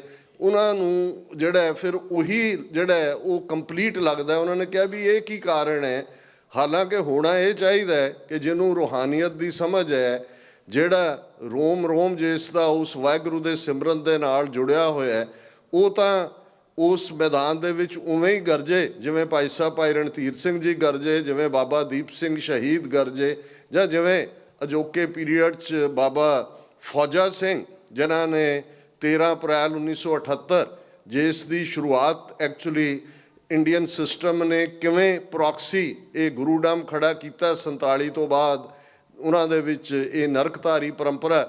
ਔਰ ਫਿਰ ਬਾਬਾ ਫੌਜਾ ਸਿੰਘ ਔਰ ਭਾਈ ਸੁਖਦੇਵ ਸਿੰਘ ਬੱਬਰ, ਕਿੰਨੀ ਸਾਡੀ ਵੱਡੀ ਲੈਗੇਸੀ ਹੈ। ਪਰ ਅੱਜ ਅਸੀਂ ਇੱਕ ਖਲਾ ਦੇਖਦੇ ਹਾਂ ਸਾਡੀਆਂ ਪ੍ਰਮੁੱਖ ਜਥੇਬੰਦੀਆਂ, ਟਕਸਾਲਾਂ, ਜਥਿਆਂ 'ਚੋਂ, ਜਿਨ੍ਹਾਂ 'ਚੋਂ ਸਾਡੀ ਸਾਰੀ ਮੂਵਮੈਂਟ ਦਾ ਬੇਸ ਨਿਕਲਦਾ ਹੈ। ਅੱਜ ਸਾਨੂੰ ਅਗਵਾਈ ਵੱਲ ਜਦੋਂ ਅਸੀਂ ਦੇਖਦੇ ਹਾਂ ਤਾਂ ਬਹੁਤ ਕੁਝ ਨਜ਼ਰ ਨਹੀਂ ਆਉਂਦਾ। ਅਤੇ ਮੈਂ ਬਹੁਤ ਵਾਰ ਇਹ ਸੋਚਦਾ ਕਿ ਅਦਰਵਾਈਜ਼ ਵੀ ਬੰਦਗੀ ਆਪਣੇ ਆਪ ਦੇ ਵਿੱਚ ਇੱਕ ਕੰਪਲੀਟ ਸੈਟਿਸਫਾਈਂਗ ਫੈਕਟਰ ਹੁੰਦਾ। ਔਰ ਜਿਹੜੇ ਸਿੱਧ, ਜੋਗੀ, ਜਤੀ, ਇਹ ਸਾਰੇ ਲੋਕ ਗੁਰੂ ਨਾਨਕ ਸਾਹਿਬ ਤੋਂ ਪਹਿਲਾਂ ਵੀ ਜਿਹੜੇ ਪਹਾੜਾਂ 'ਤੇ ਸੀ ਜਾਂ ਹਰਮਿਟ ਬਣੇ ਹੋਏ ਸੀ, ਵਾਂਡਰਿੰਗ ਫਰਾਇਰ ਸੀ, ਸਾਧੂ ਸੀ, ਫਕੀਰ ਸੀ, ਰੱਬ ਦੇ ਨਾਲ ਉਹਨਾਂ ਦੀ ਕੁਰਬਤ ਵੀ ਸੀ। ਘਰ-ਬਾਰ ਛੱਡਣਾ ਜਾਂ ਉਹਨਾਂ ਡਿਫੀਕਲਟੀਜ਼ 'ਚੋਂ ਗੁਜ਼ਰਨਾ ਕੋਈ ਸੌਖਾ ਨਹੀਂ ਸੀ। ਲੇਕਿਨ ਜਦੋਂ ਗੁਰੂ ਨਾਨਕ ਸਾਹਿਬ ਨੇ ਉਹਨਾਂ ਨੂੰ ਕਨਫਰੰਟ ਕੀਤਾ, ਔਰ ਕਨਫਰੰਟ ਉਹਨਾਂ ਦੇ ਟਿਕਾਣਿਆਂ 'ਤੇ ਜਾ ਕੇ ਕੀਤਾ, ਉਹ ਤਾਂ ਪੁੱਛਦੇ ਨੇ ਕਿ ਸਿੱਧ ਪੁੱਛਣ ਸੁਣ ਬਾਲਿਆ, ਮਾਤ ਲੋਕ ਵਿੱਚ ਕਿਆ ਵਰਤਾਰਾ, ਕਿ ਹੇ ਬਾਲਕ, ਹੇ ਚਾਈਲਡ। ਉਹ ਬੈਠੇ ਨੇ 70-70, 80-80 ਸਾਲ ਦੇ ਗੁਰੂ ਨਾਨਕ ਸਾਹਿਬ ਆਪਣੇ 20s ਜਾਂ ਅਰਲੀ 30s 'ਚ ਉਹਨਾਂ ਨੂੰ ਜਾ ਕੇ ਮਿਲਦੇ ਨੇ, ਅਤੇ ਉਹ ਕਹਿੰਦੇ ਨੇ ਕਿ ਜੀ ਦੱਸੋ ਥੱਲੇ ਹੋ ਕੀ ਰਿਹਾ, ਜਿੱਥੋਂ ਤੁਸੀਂ ਆਏ ਹੋ ਸਾਡੇ ਉਸ ਵਤਨ ਦਾ ਕੀ ਹਾਲ ਹੈ। ਅਤੇ ਗੁਰੂ ਸਾਹਿਬ ਦਾ ਜਵਾਬ ਸਾਨੂੰ ਯਾਦ ਦਹਾਨੀ ਕਰਵਾਉਂਦਾ ਹੈ। ਸਾਡੇ ਅੱਜ ਦੇ ਵੀ ਉਹ ਪਿਆਰੇ ਵੀਰ ਜਿਹੜੇ ਕਿ ਪੁੱਗੇ ਹੋਏ ਨੇ, ਗੁਰੂ ਸਾਹਿਬ ਨੇ ਜਵਾਬ ਦਿੱਤਾ, ਸਿੱਧ ਛਿਪ ਬੈਠੇ ਪਰਬਤੀ ਕੌਣ ਧਰਤ ਕੋ ਪਾਰ ਉਤਾਰਾ, ਕਿ ਤੁਸੀਂ ਸਿਆਣੇ ਲੋਕ ਸੀ, ਤੁਸੀਂ ਸਿੱਧ ਸੀ, ਤੁਸੀਂ ਜਿਹੜੇ ਹੈ ਉਹ ਚੰਗੇ ਲੋਕ ਸੀ, ਤੁਹਾਡੇ ਜ਼ਿੰਮੇ ਸੀ ਕਿ ਤੁਸੀਂ ਸਮਾਜ ਨੂੰ ਅਗਵਾਈ ਦਿੰਦੇ, ਪਰ ਤੁਸੀਂ ਤਾਂ ਲੁਕ ਗਏ ਹੋ। ਅਤੇ ਜਦੋਂ ਚੰਗੇ ਲੋਕ ਪਾਸੇ ਹੋ ਜਾਂਦੇ ਨੇ, ਔਰ ਇਹ ਵਰਤਾਰਾ ਅਸੀਂ ਗੁਰਦੁਆਰਾ ਮੈਨੇਜਮੈਂਟ 'ਚ ਵੀ ਦੇਖਦੇ, ਬਹੁਤ ਸਾਰੀਆਂ ਥਾਵਾਂ 'ਤੇ ਕਮੇਟੀਆਂ ਦੇ ਰੌਲੇ ਪਰੇਸ਼ਾਨ ਕਰਦੇ ਨੇ, ਬਹੁਤ ਪਰੇਸ਼ਾਨੀ ਵਾਲੇ ਨੇ। ਜਾ ਕੇ ਅਸੀਂ ਗੈਰ ਸਿੱਖ ਜੱਜਾਂ ਦੇ ਸਾਹਮਣੇ ਦੋਵੇਂ ਧਿਰਾਂ ਝੂਠ ਬੋਲ ਰਹੀਆਂ ਹੁੰਦੀਆਂ ਨੇ, ਆਪਣੀਆਂ ਅਸੀਂ ਕਹਾਣੀਆਂ ਸੁਣਾ ਰਹੇ ਹੁੰਦੇ। ਪਰ ਉਸ ਦਾ ਇੱਕ ਰੀਜ਼ਨ ਮੈਂ ਜਦੋਂ ਬਹੁਤ ਵਾਰ 30-40 ਸਾਲ ਦੇ ਪੰਥਕ ਐਕਟਿਵਿਜ਼ਮ 'ਚ ਦੇਖਦਾ, ਇੱਕ ਇਹ ਵੀ ਹੈ ਕਿ ਜਿਹੜੇ ਚੰਗੇ ਨੇ ਉਹ ਮੈਨੇਜਮੈਂਟ ਤੋਂ ਦੌੜਦੇ ਨੇ, ਉਹਨਾਂ ਨੂੰ ਹੁੰਦਾ ਜੀ ਇਸ ਰੌਲੇ 'ਚੋਂ ਅਸੀਂ ਕੀ ਲੈਣਾ। ਪਰ ਜਦੋਂ ਫਿਰ ਕੁਛ ਗਲਤ ਵਾਪਰ ਰਿਹਾ ਹੁੰਦਾ, ਫਿਰ ਉਹ ਰਿਪੈਂਟ ਵੀ ਕਰ ਰਹੇ ਹੁੰਦੇ ਨੇ ਜੀ ਇਹ ਕੀ ਹੋ ਰਿਹਾ ਜੀ। ਸੋ ਗੁਰੂ ਸਾਹਿਬ ਨੇ ਵੀ ਉਹਨਾਂ ਨੂੰ ਕਿਹਾ ਕਿ ਵੀ ਤੁਹਾਡਾ ਫਰਜ਼ ਸੀ ਕਿ ਤੁਸੀਂ ਸਮਾਜ ਨੂੰ ਅਗਵਾਈ ਦਿੰਦੇ, ਪਰ ਤੁਸੀਂ ਤਾਂ ਲੁਕੇ ਹੋਏ ਹੋ। ਅਤੇ ਜਦੋਂ ਚੰਗੇ ਲੋਕ ਪਾਸੇ ਹੋ ਜਾਂਦੇ ਨੇ ਤਾਂ ਫਿਰ ਉਹੀ ਹੁੰਦਾ ਹੈ ਜੋ ਭਾਈ ਗੁਰਦਾਸ ਜੀ ਨੇ ਯਾਦ ਦਹਾਨੀ ਕਰਵਾਈ ਕਿ ਭਾਈ ਇੱਧਰ ਵੀ ਕਿ ਬੇਸ਼ੱਕ ਉਹ ਕਾਜ਼ੀ ਹੈ ਜਾਂ ਬ੍ਰਾਹਮਣ ਹੈ, ਵੇਦ ਕਤੇਬ ਭੁਲਾਏ ਕੇ ਮੋਏ ਲਾਲਚ ਦੁਨੀ ਸ਼ੈਤਾਣੇ, ਸੱਚ ਕਿਨਾਰੇ ਰਹਿ ਗਿਆ ਖਹਿ ਮਰਦੇ ਬਾਹਮਣ ਮੌਲਾਣੇ, ਸਿਰੋਂ ਨਾ ਮਿੱਟੇ ਆਵਣ ਜਾਣੇ। ਕਿ ਜਦੋਂ ਸੱਚੇ ਲੋਕ ਅਗਵਾਈ ਤੋਂ ਪਾਸੇ ਹੋ ਜਾਂਦੇ ਨੇ ਤੇ ਫਿਰ ਟਰੂਥ ਕੈਜੂਅਲਟੀ ਬਣ ਜਾਂਦਾ ਹੈ, ਵੇਦ ਕਤੇਬ ਤਾਂ ਪਾਸੇ ਰਹਿ ਜਾਂਦੇ ਨੇ। ਵੇਦ ਸਾਡੇ ਈਸਟ ਦੀ ਵਿਜ਼ਡਮ ਦਾ ਜਾਂ ਲਰਨਿੰਗ ਦਾ ਸੋਰਸ ਹੈ। ਕਤੇਬ ਸੈਮੈਟਿਕ ਧਰਮ ਜਿਹੜੇ ਮਿਡਲ ਈਸਟ ਦੇ ਨੇ, ਜਿਨ੍ਹਾਂ ਦੇ ਵਿੱਚ ਜ਼ੋਰੈਸਟਰੀਅਨਿਜ਼ਮ ਹੈ, ਜੂਡਿਜ਼ਮ ਹੈ, ਕ੍ਰਿਸਚੈਨਿਟੀ ਹੈ, ਇਸਲਾਮ ਹੈ, 4 ਕਿਤਾਬਾਂ ਜਿਹੜੀਆਂ ਨੇ ਕਤੇਬ ਉਹਨੂੰ ਰਿਪਰੈਜ਼ੈਂਟ ਕਰਦੇ ਨੇ ਕਿ ਭਾਈ ਇਹ ਪਾਸੇ ਰਹਿ ਜਾਂਦੇ ਨੇ, ਲਾਲਚ ਟੇਕ ਓਵਰ ਕਰ ਲੈਂਦਾ, ਟਰੂਥ ਕੈਜੂਅਲਟੀ ਬਣ ਜਾਂਦਾ ਤੇ ਸਿਰੋਂ ਨਾ ਮਿੱਟੇ ਆਵਣ ਜਾਣੇ। ਜਿਹੜੀ ਰੂਹਾਨੀਅਤ ਦੀ ਤੜਪ ਹੈ ਕਿ ਆਵਣ ਜਾਣ ਦੇ ਚੱਕਰ ਤੋਂ ਕਿਵੇਂ ਛੁਟਕਾਰਾ ਹੋਏ, ਇਹ ਮਿਟਦਾ ਨਹੀਂ ਹੈ। ਔਰ ਇਸ ਦਾ ਹਰ ਟਾਈਮ ਦੇ ਵਿੱਚ ਗੁਰੂ ਨਾਨਕ ਸਾਹਿਬ ਨੇ ਜਦੋਂ ਕਾਜ਼ੀ ਨੂੰ ਝੂਠ ਦਾ ਇੰਟਰਪ੍ਰੇਟਰ, ਝੂਠ ਦਾ ਗੰਧ ਖਾਣ ਵਾਲਾ, ਕਾਦੀ ਕੂੜ ਬੋਲ ਮਲ ਖਾਏ, ਬ੍ਰਾਹਮਣ ਨਾਵੇ ਜੀਆਂ ਕਾਏ। ਹੁਣ ਇੱਥੇ ਇੱਕ ਗੱਲ, ਜਦੋਂ ਅੱਜ ਦੇ ਅਸੀਂ ਸਟੇਟ ਦੇ ਵਰਤਾਰੇ ਦੀ ਗੱਲ ਦੇਖਦੇ ਹਾਂ, ਅੱਜ ਸਵੇਰੇ ਜਿਨ੍ਹਾਂ ਨੇ ਅਖਬਾਰਾਂ ਦੇਖੀਆਂ ਉਹਨਾਂ ਨੇ ਦੇਖਿਆ ਹੋਏਗਾ ਕਿ ਪੰਜਾਬ ਹਰਿਆਣਾ ਬਾਰਡਰ 'ਤੇ ਇਵੇਂ ਤਾਰਾਂ, ਇਵੇਂ ਕਰੀਨਾ ਨਾਲ ਲਿਆ ਕੇ ਰੱਖੇ ਬੈਰੀਕੇਡ, ਇਵੇਂ ਵੱਡੀਆਂ ਵੱਡੀਆਂ ਸੀਖਾਂ ਨੇ ਕਿ ਈਵਨ ਪੰਜਾਬ ਦਾ ਜਿਹੜਾ ਖੁਦ ਜ਼ੁਲਮ ਕਰਨ ਵਾਲਾ ਮੁੱਖ ਮੰਤਰੀ ਹੈ ਉਹ ਕਹਿੰਦਾ ਕਿ ਬਾਰਡਰ ਇਵੇਂ ਬਣਾ ਦਿੱਤਾ ਗਿਆ ਜਿਵੇਂ ਪਾਕਿਸਤਾਨ ਨਾਲ ਲੱਗਦਾ ਬਾਰਡਰ ਹੋਏ। ਕਾਰਨ ਕਿਸਾਨ ਜਥੇਬੰਦੀਆਂ ਨੇ ਦਿੱਲੀ ਜਾ ਕੇ ਜਿਹੜਾ ਉਹ ਮਾਰਚ ਕਰਨ ਦਾ ਐਲਾਨ ਕੀਤਾ ਕਿ ਜੋ ਸਾਡੇ ਨਾਲ ਇਕਰਾਰ ਕੀਤੇ ਸੀ ਮਿਨੀਮਮ ਸਪੋਰਟ ਪ੍ਰਾਈਸ ਦਾ, ਬਾਕੀ ਸਾਰੀਆਂ ਡਿਮਾਂਡਸ, ਉਹਨਾਂ 'ਤੇ ਸਰਕਾਰ ਨੇ ਕੋਈ ਕਾਰਵਾਈ ਨਹੀਂ ਕੀਤੀ ਹੈ। ਇਹ ਡੈਮੋਕ੍ਰੇਸੀ ਦੇ ਨਾਂ ਥੱਲੇ ਹੈ। ਇਹਨਾਂ ਦੀ ਖੂਬਸੂਰਤੀ ਤੁਸੀਂ ਇਹ ਦੇਖੋ ਝੂਠ ਬੋਲਣ ਦੀ। ਇੱਕ ਪਾਸੇ ਡਿਕਟੇਟਰਸ਼ਿਪਸ ਨੇ, ਆਟੋਕ੍ਰੇਸੀਜ਼ ਨੇ, ਕਮਿਊਨਿਜ਼ਮ ਹੈ, ਫੌਜੀ ਰਜੀਮ ਹੈ, ਉਹਨਾਂ ਥੱਲੇ ਜ਼ੁਲਮ ਸਮਝ ਆ ਸਕਦੇ ਨੇ। ਪਰ ਜਦੋਂ ਤੁਸੀਂ ਲਾਰਜੈਸਟ ਡੈਮੋਕ੍ਰੇਸੀ ਦਾ ਮੁਖੌਟਾ ਪਾਇਆ ਹੋਏ, ਤੁਸੀਂ ਆਪਣੇ ਲੋਕਾਂ ਦੀਆਂ ਮੁੱਢਲੀਆਂ ਆਜ਼ਾਦੀਆਂ ਖੋਹ ਰਹੇ ਹੋਵੋ, ਤੁਸੀਂ ਡੈਮੋਕ੍ਰੇਸੀ ਦੇ ਨਾਂ ਥੱਲੇ ਇੱਕ ਧਰਮ ਦੀ ਪੈਟਰਨਾਈਜੇਸ਼ਨ ਇਸ ਲੈਵਲ 'ਤੇ ਕਰ ਰਹੇ ਹੋਵੋ ਕਿ 2-3 ਹਫ਼ਤੇ ਸਣੇ ਪ੍ਰਾਈਮ ਮਿਨਿਸਟਰ ਦੇ ਸਾਰੀ ਕੈਬਨਿਟ ਉਹ ਪ੍ਰਾਣ ਪ੍ਰਤਿਸ਼ਠਾ ਦੇ ਨਾਂ ਥੱਲੇ ਅਯੁੱਧਿਆ 'ਚ ਹੋਏ ਸਾਰੇ ਸੋਰਸਿਸ ਉਧਰ ਡਾਈਵਰਟ ਕਰ ਦਿੱਤੇ ਹੋਣ। ਇਵੇਂ ਲੱਗ ਰਿਹਾ ਹੋਏ ਵੀ ਰਾਮ ਜੀ ਪਤਾ ਨਹੀਂ 550 ਸਾਲ ਕਿੱਥੇ ਗਏ ਹੋਏ ਸੀ ਕਿ ਵੀ ਅਬ ਆਂਗਨ ਮੇ ਰਾਮ ਆਏਂਗੇ। ਉਹ ਸਾਰਾ ਮੁਲਕ ਉਸ ਪਾਸੇ ਲਾਇਆ ਹੋਇਆ ਹੈ ਇਹ ਡੈਮੋਕ੍ਰੇਸੀ ਦੇ ਨਾਂ ਥੱਲੇ। ਤੇ ਦੂਸਰੇ ਪਾਸੇ ਇਹਨਾਂ ਦਿਨਾਂ ਦੇ ਵਿੱਚ ਹੀ ਜੇ ਤੁਸੀਂ ਖਬਰਾਂ ਸਿੱਖ ਮਜ਼ਹਬ ਦੇ ਹਵਾਲੇ ਨਾਲ ਦੇਖੋਗੇ ਕਿ ਜੀ ਤਖਤ ਸ੍ਰੀ ਹਜ਼ੂਰ ਸਾਹਿਬ ਦਾ ਬੋਰਡ ਜਿਹੜਾ 1956 ਦੇ ਵਿੱਚ ਬਣਿਆ, ਜਿਸ ਦੇ 17 ਮੈਂਬਰ ਸਨ, 4 ਸ਼੍ਰੋਮਣੀ ਕਮੇਟੀ ਨੋਮੀਨੇਟ ਕਰਦੀ ਸੀ, 1 ਚੀਫ ਖਾਲਸਾ ਦੀਵਾਨ ਕਰਦਾ ਸੀ, 3 ਜਿਹੜੇ ਨੇ ਕਰਨਾਟਕਾ, ਆਂਧਰਾ ਔਰ ਇੱਕ ਹੋਰ ਸਟੇਟ ਮਹਾਰਾਸ਼ਟਰਾ 'ਚੋਂ ਸਨ, 2 sitting Sikh members of parliament ਸਨ, 3 ਜਾਂ 4 ਲੋਕਲ ਜਿਹੜੇ ਦੱਖਣੀ ਸਿੱਖ ਨੇ ਉਹ ਇਲੈਕਟ ਕਰਦੇ ਸੀ, ਤੇ ਕਲੈਕਟਰ ਜਿਹੜਾ ਮਹਾਰਾਸ਼ਟਰਾ ਦਾ ਉਹ ਉਹਦਾ ਐਡੀਸ਼ਨਲ ਮੈਂਬਰ ਸੀ। ਉਹਨਾਂ ਨੇ 17 ਚੋਂ 12 ਪਾਸੇ ਕਰ ਦਿੱਤੇ। ਉਹਨਾਂ ਨੇ ਕਿਹਾ ਜੀ 12 ਤਾਂ ਅਸੀਂ ਨੋਮੀਨੇਟ ਕਰਾਂਗੇ ਤੇ ਬਾਕੀ ਜਿਹੜਾ ਸ਼੍ਰੋਮਣੀ ਕਮੇਟੀ ਦੇ 4 ਦੀ ਥਾਂ 2 ਚੀਫ ਖਾਲਸਾ ਦੀਵਾਨ ਖਤਮ, ਬਾਕੀ ਸਭ ਖਤਮ। ਸੋ ਸਿੱਧੇ ਤੌਰ ਦੇ ਉੱਤੇ ਉਹਨਾਂ ਨੇ ਕਰੋੜਾਂ ਰੁਪਏ ਦੇ ਬਜਟ ਵਾਲਾ ਤਖਤ ਸਾਹਿਬ ਦਾ, ਔਰ ਇਕੱਲਾ ਗੱਲ ਪੈਸੇ ਤੱਕ ਮਹਿਦੂਦ ਨਹੀਂ ਹੈ, ਉਹ ਤੁਹਾਡੇ ਗੁਰਦੁਆਰਿਆਂ ਨੂੰ, ਡੇਰਿਆਂ ਨੂੰ, ਔਰ ਇਹ ਉਹਨਾਂ ਲੋਕਾਂ ਲਈ ਹੈ ਜਿਹੜੇ ਕਹਿੰਦੇ ਨੇ ਜੀ ਅਸੀਂ ਤਾਂ ਸਿਆਸਤ ਨਾਲ ਤਾਂ ਵਾਸਤਾ ਨਹੀਂ ਰੱਖਣਾ ਚਾਹੁੰਦੇ, ਖਾਲਿਸਤਾਨ ਨਾਲ ਸਾਡਾ ਕੋਈ ਲਾਗਾ ਦੇਗਾ ਨਹੀਂ। ਚਲੋ ਸਮਝ ਆਇਆ, ਸਿੱਖ ਤਾਂ ਹੋ ਤੁਸੀਂ, ਔਰ ਗੁਰਦੁਆਰਿਆਂ ਨਾਲ ਤਾਂ ਤੁਹਾਡਾ ਬਵਾਸਤਾ ਹੈ। ਇਸ ਵੇਲੇ ਨਜ਼ਰ ਮਾਰੋ ਹਜ਼ੂਰ ਸਾਹਿਬ ਬੋਰਡ ਸਿੱਧਾ ਉਹਨਾਂ ਦੇ ਕੋਲ, ਦਿੱਲੀ ਕਮੇਟੀ, ਕਦੇ ਮਨਜਿੰਦਰ ਸਿੰਘ ਸਿਰਸਾ ਜਾਂ ਉਹ ਕਾਲਕਾ ਔਰ ਪਤਾ ਨਹੀਂ ਇਸ ਕਿਸਮ ਦੇ ਉਹਨਾਂ ਦੇ ਤੁਸੀਂ ਬਿਆਨਬਾਜ਼ੀਆਂ ਦੇਖੋ ਕਿਸ ਹੱਦ ਤੱਕ ਜਾ ਕੇ। ਜੇ ਇੱਕ ਦਿੱਲੀ ਕਮੇਟੀ ਦਾ ਪ੍ਰੋਮੀਨੈਂਟ ਬੰਦਾ ਕਹਿੰਦਾ ਕਿ ਜੀ ਜੇ ਮਸਜਿਦ ਤੋੜ ਕੇ ਮੰਦਿਰ ਬਣਾ ਲਿਆ ਫਿਰ ਕੀ ਹੋਇਆ, ਅਸੀਂ ਵੀ ਤਾਂ ਰਕਾਬਗੰਜ ਦੀ ਮਸਜਿਦ ਤੋੜ ਕੇ ਗੁਰਦੁਆਰਾ ਬਣਾਇਆ ਸੀ। ਬਿਲਕੁਲ ਗਲਤ ਨੈਰੇਟਿਵ ਸੈੱਟ ਕਰਨ ਦੀ ਲਾਈਨ। ਔਰ ਜਿਸ ਅੰਦਾਜ਼ ਦੇ ਵਿੱਚ ਈਵਨ ਹਰਿਆਣਾ 50 ਤੋਂ ਜ਼ਿਆਦਾ ਇਤਿਹਾਸਕ ਗੁਰਦੁਆਰੇ, ਕਿਵੇਂ ਹਰਿਆਣਾ ਕਮੇਟੀ, ਮਨੋਹਰ ਲਾਲ ਖੱਟੜ, ਉਹ ਇੱਕ ਰਮਣੀਕ ਸਿੰਘ ਮਾਨ ਨਾਂ ਦਾ ਬੰਦਾ ਜਿਹਨੂੰ ਹੁਣ ਨੋਮੀਨੇਟ ਕੀਤਾ ਹੈ, ਉਹ ਕਿਸ ਕਿਸਮ ਦਾ ਸਾਰਾ ਹਿੰਦੂਤਵਾ ਦਾ ਨੈਰੇਟਿਵ ਸਿਰਜ ਰਹੇ ਨੇ। ਔਰ ਉਹਨਾਂ ਨੇ ਤੁਹਾਡੇ ਸਾਰੇ ਸੋਰਸ ਤੁਹਾਡੇ ਜਿਹੜੇ ਨੇ ਉਹ ਖੋਹ ਲਏ ਨੇ।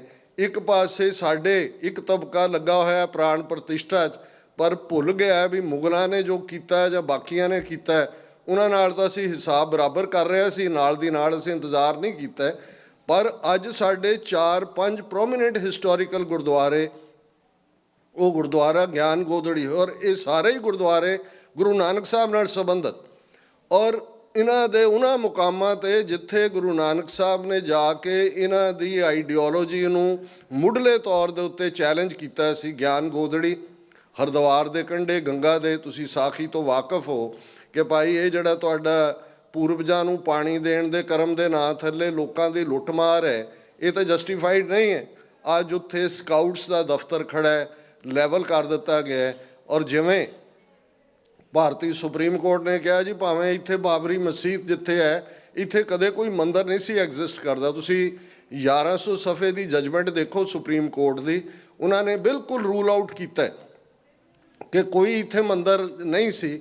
ਲੇਕਿਨ ਆਸਥਾ ਦਾ ਮਾਮਲਾ ਹੈ, ਇਸ ਲਈ ਇਹ ਹਿੰਦੂਆਂ ਨੂੰ ਥਾਂ ਦਿੱਤੀ ਜਾਂਦੀ ਹੈ ਅਤੇ ਮੁਸਲਮਾਨਾਂ ਨੂੰ 5 ਏਕੜ ਜ਼ਮੀਨ ਹੋਰ ਦਿੱਤੀ ਜਾਏ ਜਿੱਥੇ ਉਹ ਮਸਜਿਦ ਬਣਾਉਣ।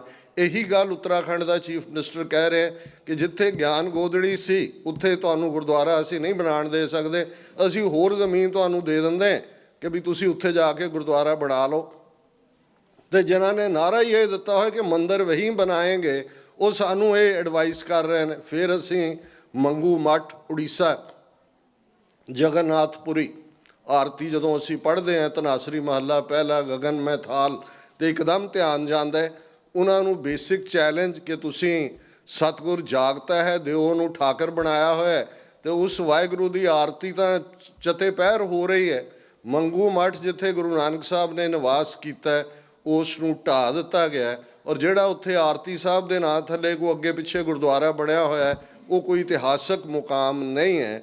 ਫਿਰ ਅਸੀਂ ਉੱਪਰ ਸਿੱਕਮ 'ਚ ਜਾ ਕੇ ਗੁਰਦੁਆਰਾ ਡੋਂਗਮਾਰ ਗੁਰੂ ਨਾਨਕ ਸਾਹਿਬ ਨਾਲ ਸੰਬੰਧਿਤ, ਉਹਨੂੰ ਕਿਵੇਂ ਉਸ ਦਾ ਕਬਜ਼ਾ ਲੈ ਲਿਆ ਗਿਆ।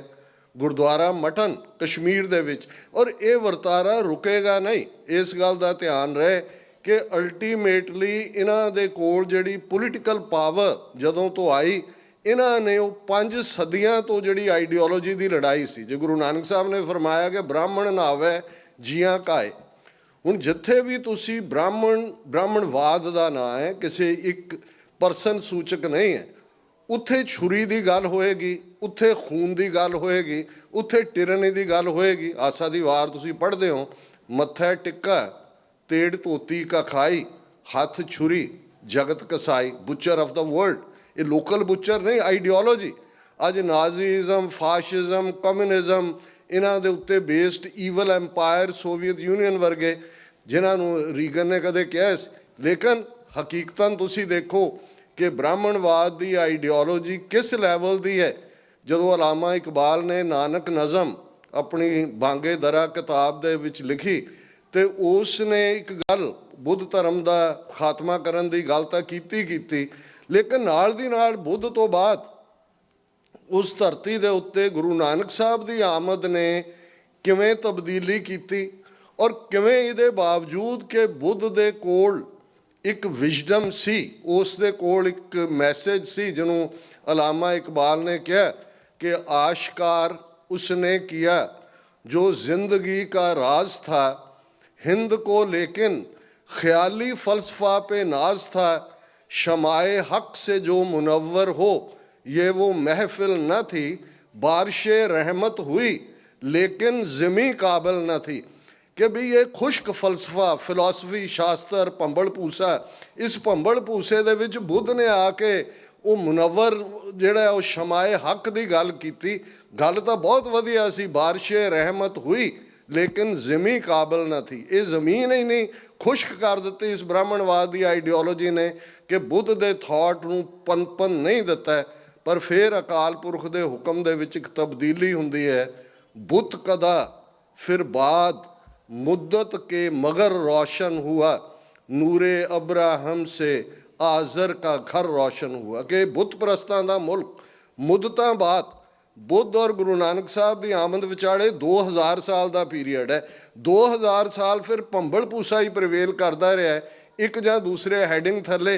पर बुत कदा फिर बाद मुद्दत के मगर रोशन हुआ, नूरे अब्राहम से आजर का घर रोशन हुआ। इस गल का ध्यान रहे। अब्राहम, ये तीनों ही मजहब क्रिश्चियनिटी, जूडाइज़म, इस्लाम, एक दे हज़रत इब्राहिम, एक अब्राहम यहूदियों लई और अब्राहिम क्रिश्चियंस दे लई, और उन्हां दा पिता आजर वो बुत घाड़ा सी।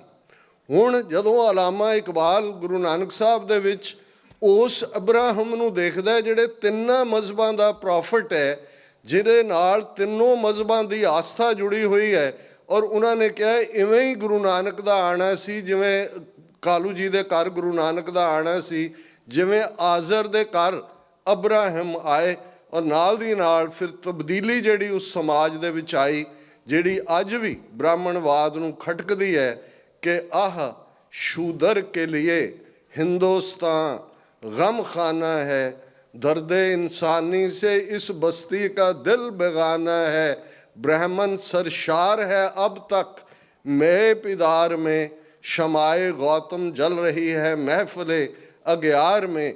और उस धरती दे उत्ते फिर किवें वो तौहीद दी गल, आह शूदर के लिए हिंदुस्तान गम खाना है, दर्द इंसानी से इस बस्ती का दिल बेगाना है, फिर उठी आखिर सदा तौहीद की पंजाब से, हिंद को एक मर्द कामिल ने जगाया ख्वाब से। इस्लाम दे विच मुहम्मद साहब तो बिना होर कोई मुहम्मद जिहड़ा है वो उसका बंदा नहीं है, जिहड़ा लफज इकबाल ने इस्तेमाल किया है कि हिंद को एक मर्द कामिल। और ये भी एक कोइंसिडेंस नहीं है कि 9 नवंबर 2019 नूं जिस दिन करतारपुर साहब का कॉरीडोर खोलिया जाता है, वो दिन अलामा इकबाल का जन्मदिन भी सी। वही अलामा इकबाल जिसने मर्दे कामिल दे नाल ये ट्रिब्यूट दिंदिआं कहा सी कि ये ब्राह्मण जिहड़ा है ये अज भी जिहड़ी मैं पिदार हंकार दी शराब दे विच रज्जिया होया है, ते गौतम दी गल बाहरलियां दियां महफिलां दे विच Vietnam, China, Cambodia, Thailand, Indo China, उन्हां सारियां थावां ते है।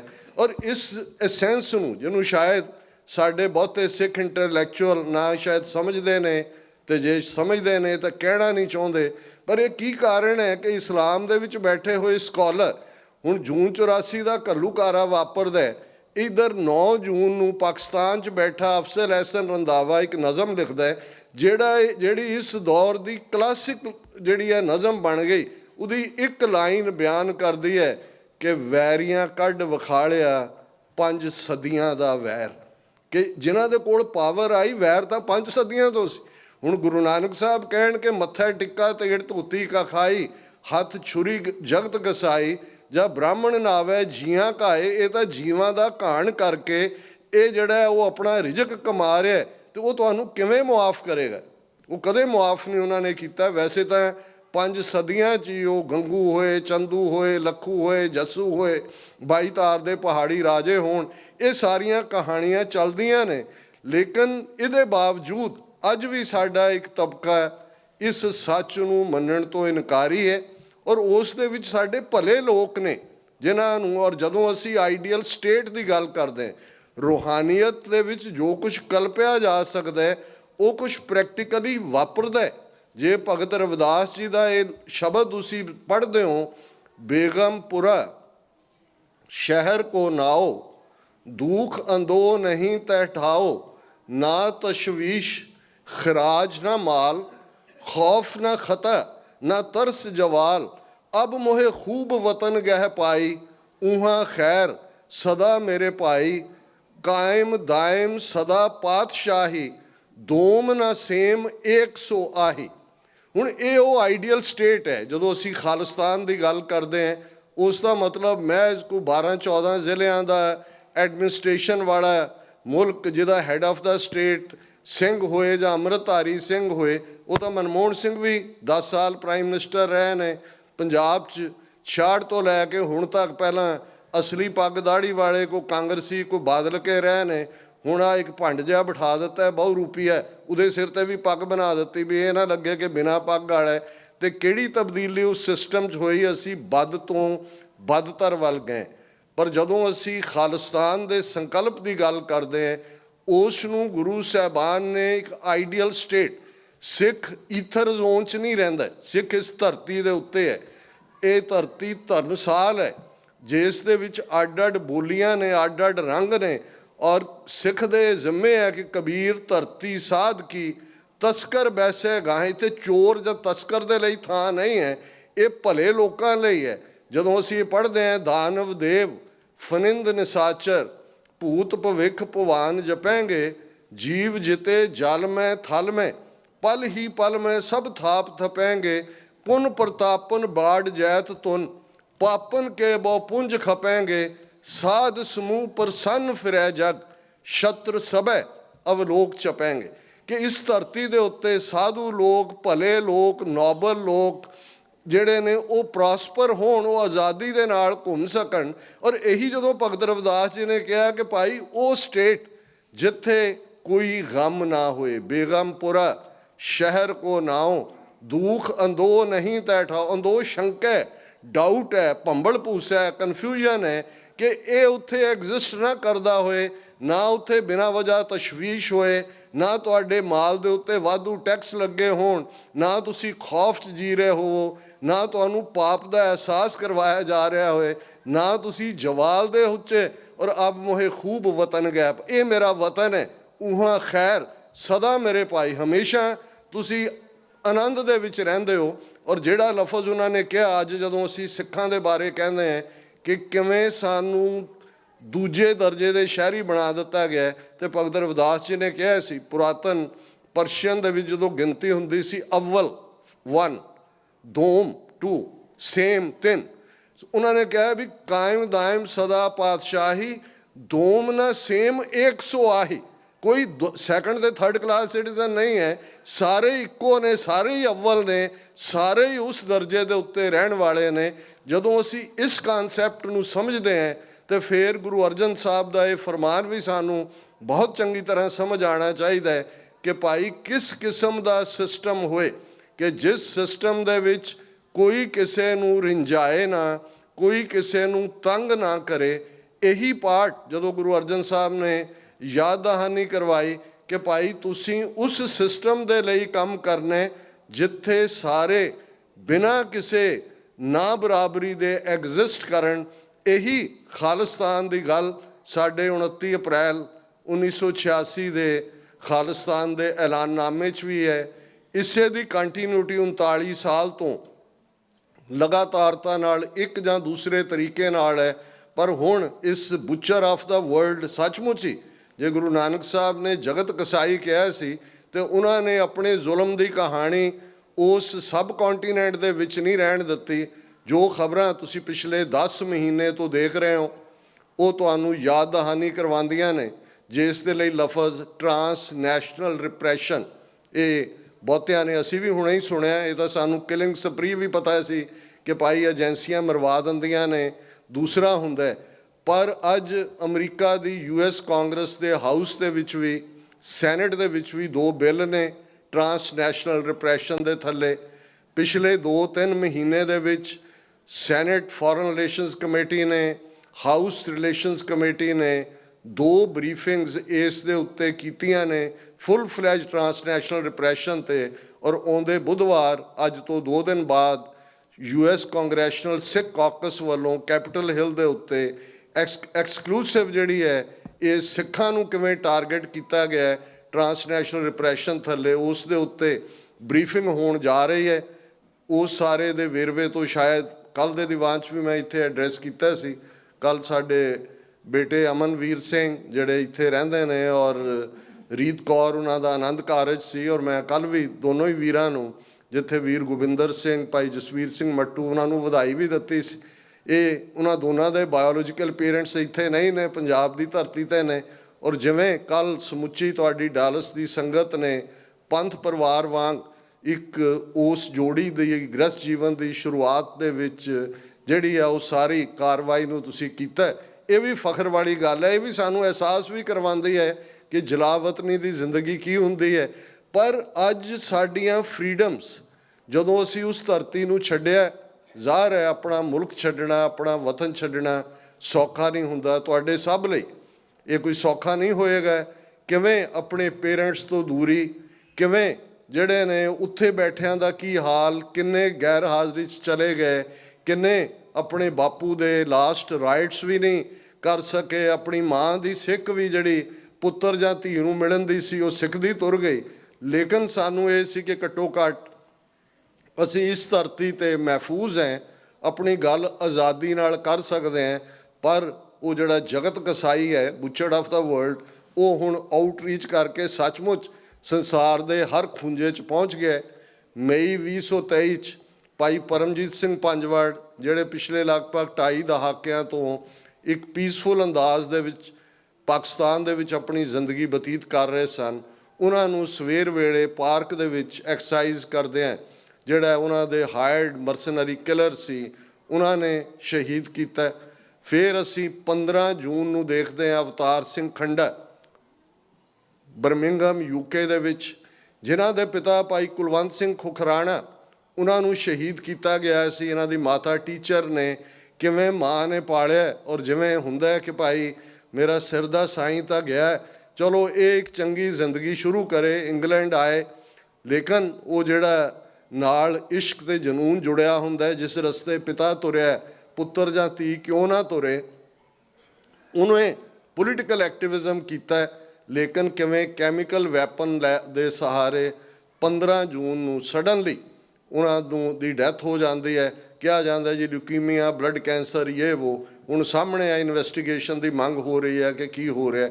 ਪਰ ਜਿਹੜਾ ਓਪਨ ਬ੍ਰੇਜ਼ਨ ਸਾਡੀ ਨਾਰਥ ਅਮਰੀਕਾ ਦੀ ਧਰਤੀ 'ਤੇ 18 ਜੂਨ 2023 ਨੂੰ ਭਾਈ ਹਰਦੀਪ ਸਿੰਘ ਨਿੱਜਰ, ਇੱਕ ਫਕੀਰ ਦਰਵੇਸ਼ ਇਨਸਾਨ, ਪਿਛਲੇ ਐਤਵਾਰ ਮੈਂ ਸਰੀ ਸੀ, ਔਰ ਕਿਉਂਕਿ ਜਦੋਂ ਉਹਨਾਂ ਦੀ ਸ਼ਹਾਦਤ ਹੋਈ ਮੈਂ ਉਹਨਾਂ ਦੀ ਅੰਤਮ ਅਰਦਾਸ ਸ਼ਾਮਲ ਨਹੀਂ ਸੀ ਹੋ ਸਕਿਆ। FBI ਨੇ ਮੈਨੂੰ ਵੀ ਰੋਕ ਦਿੱਤਾ ਕਿਉਂਕਿ ਇਹ ਸਾਰੀ ਇਹਨਾਂ ਦੀ ਇੱਕ ਗਰੁੱਪ ਕਿਲਿੰਗ ਦੀ ਲਾਈਨ ਸੀ। ਲੇਕਿਨ ਮੈਂ ਜਾਣਾ ਚਾਹੁੰਦਾ ਸੀ, ਉਹਨਾਂ ਦੇ ਪਰਿਵਾਰ ਨਾਲ ਮਿਲੇ, ਸੰਗਤ ਨੂੰ ਐਡਰੈਸ ਵੀ ਕੀਤਾ।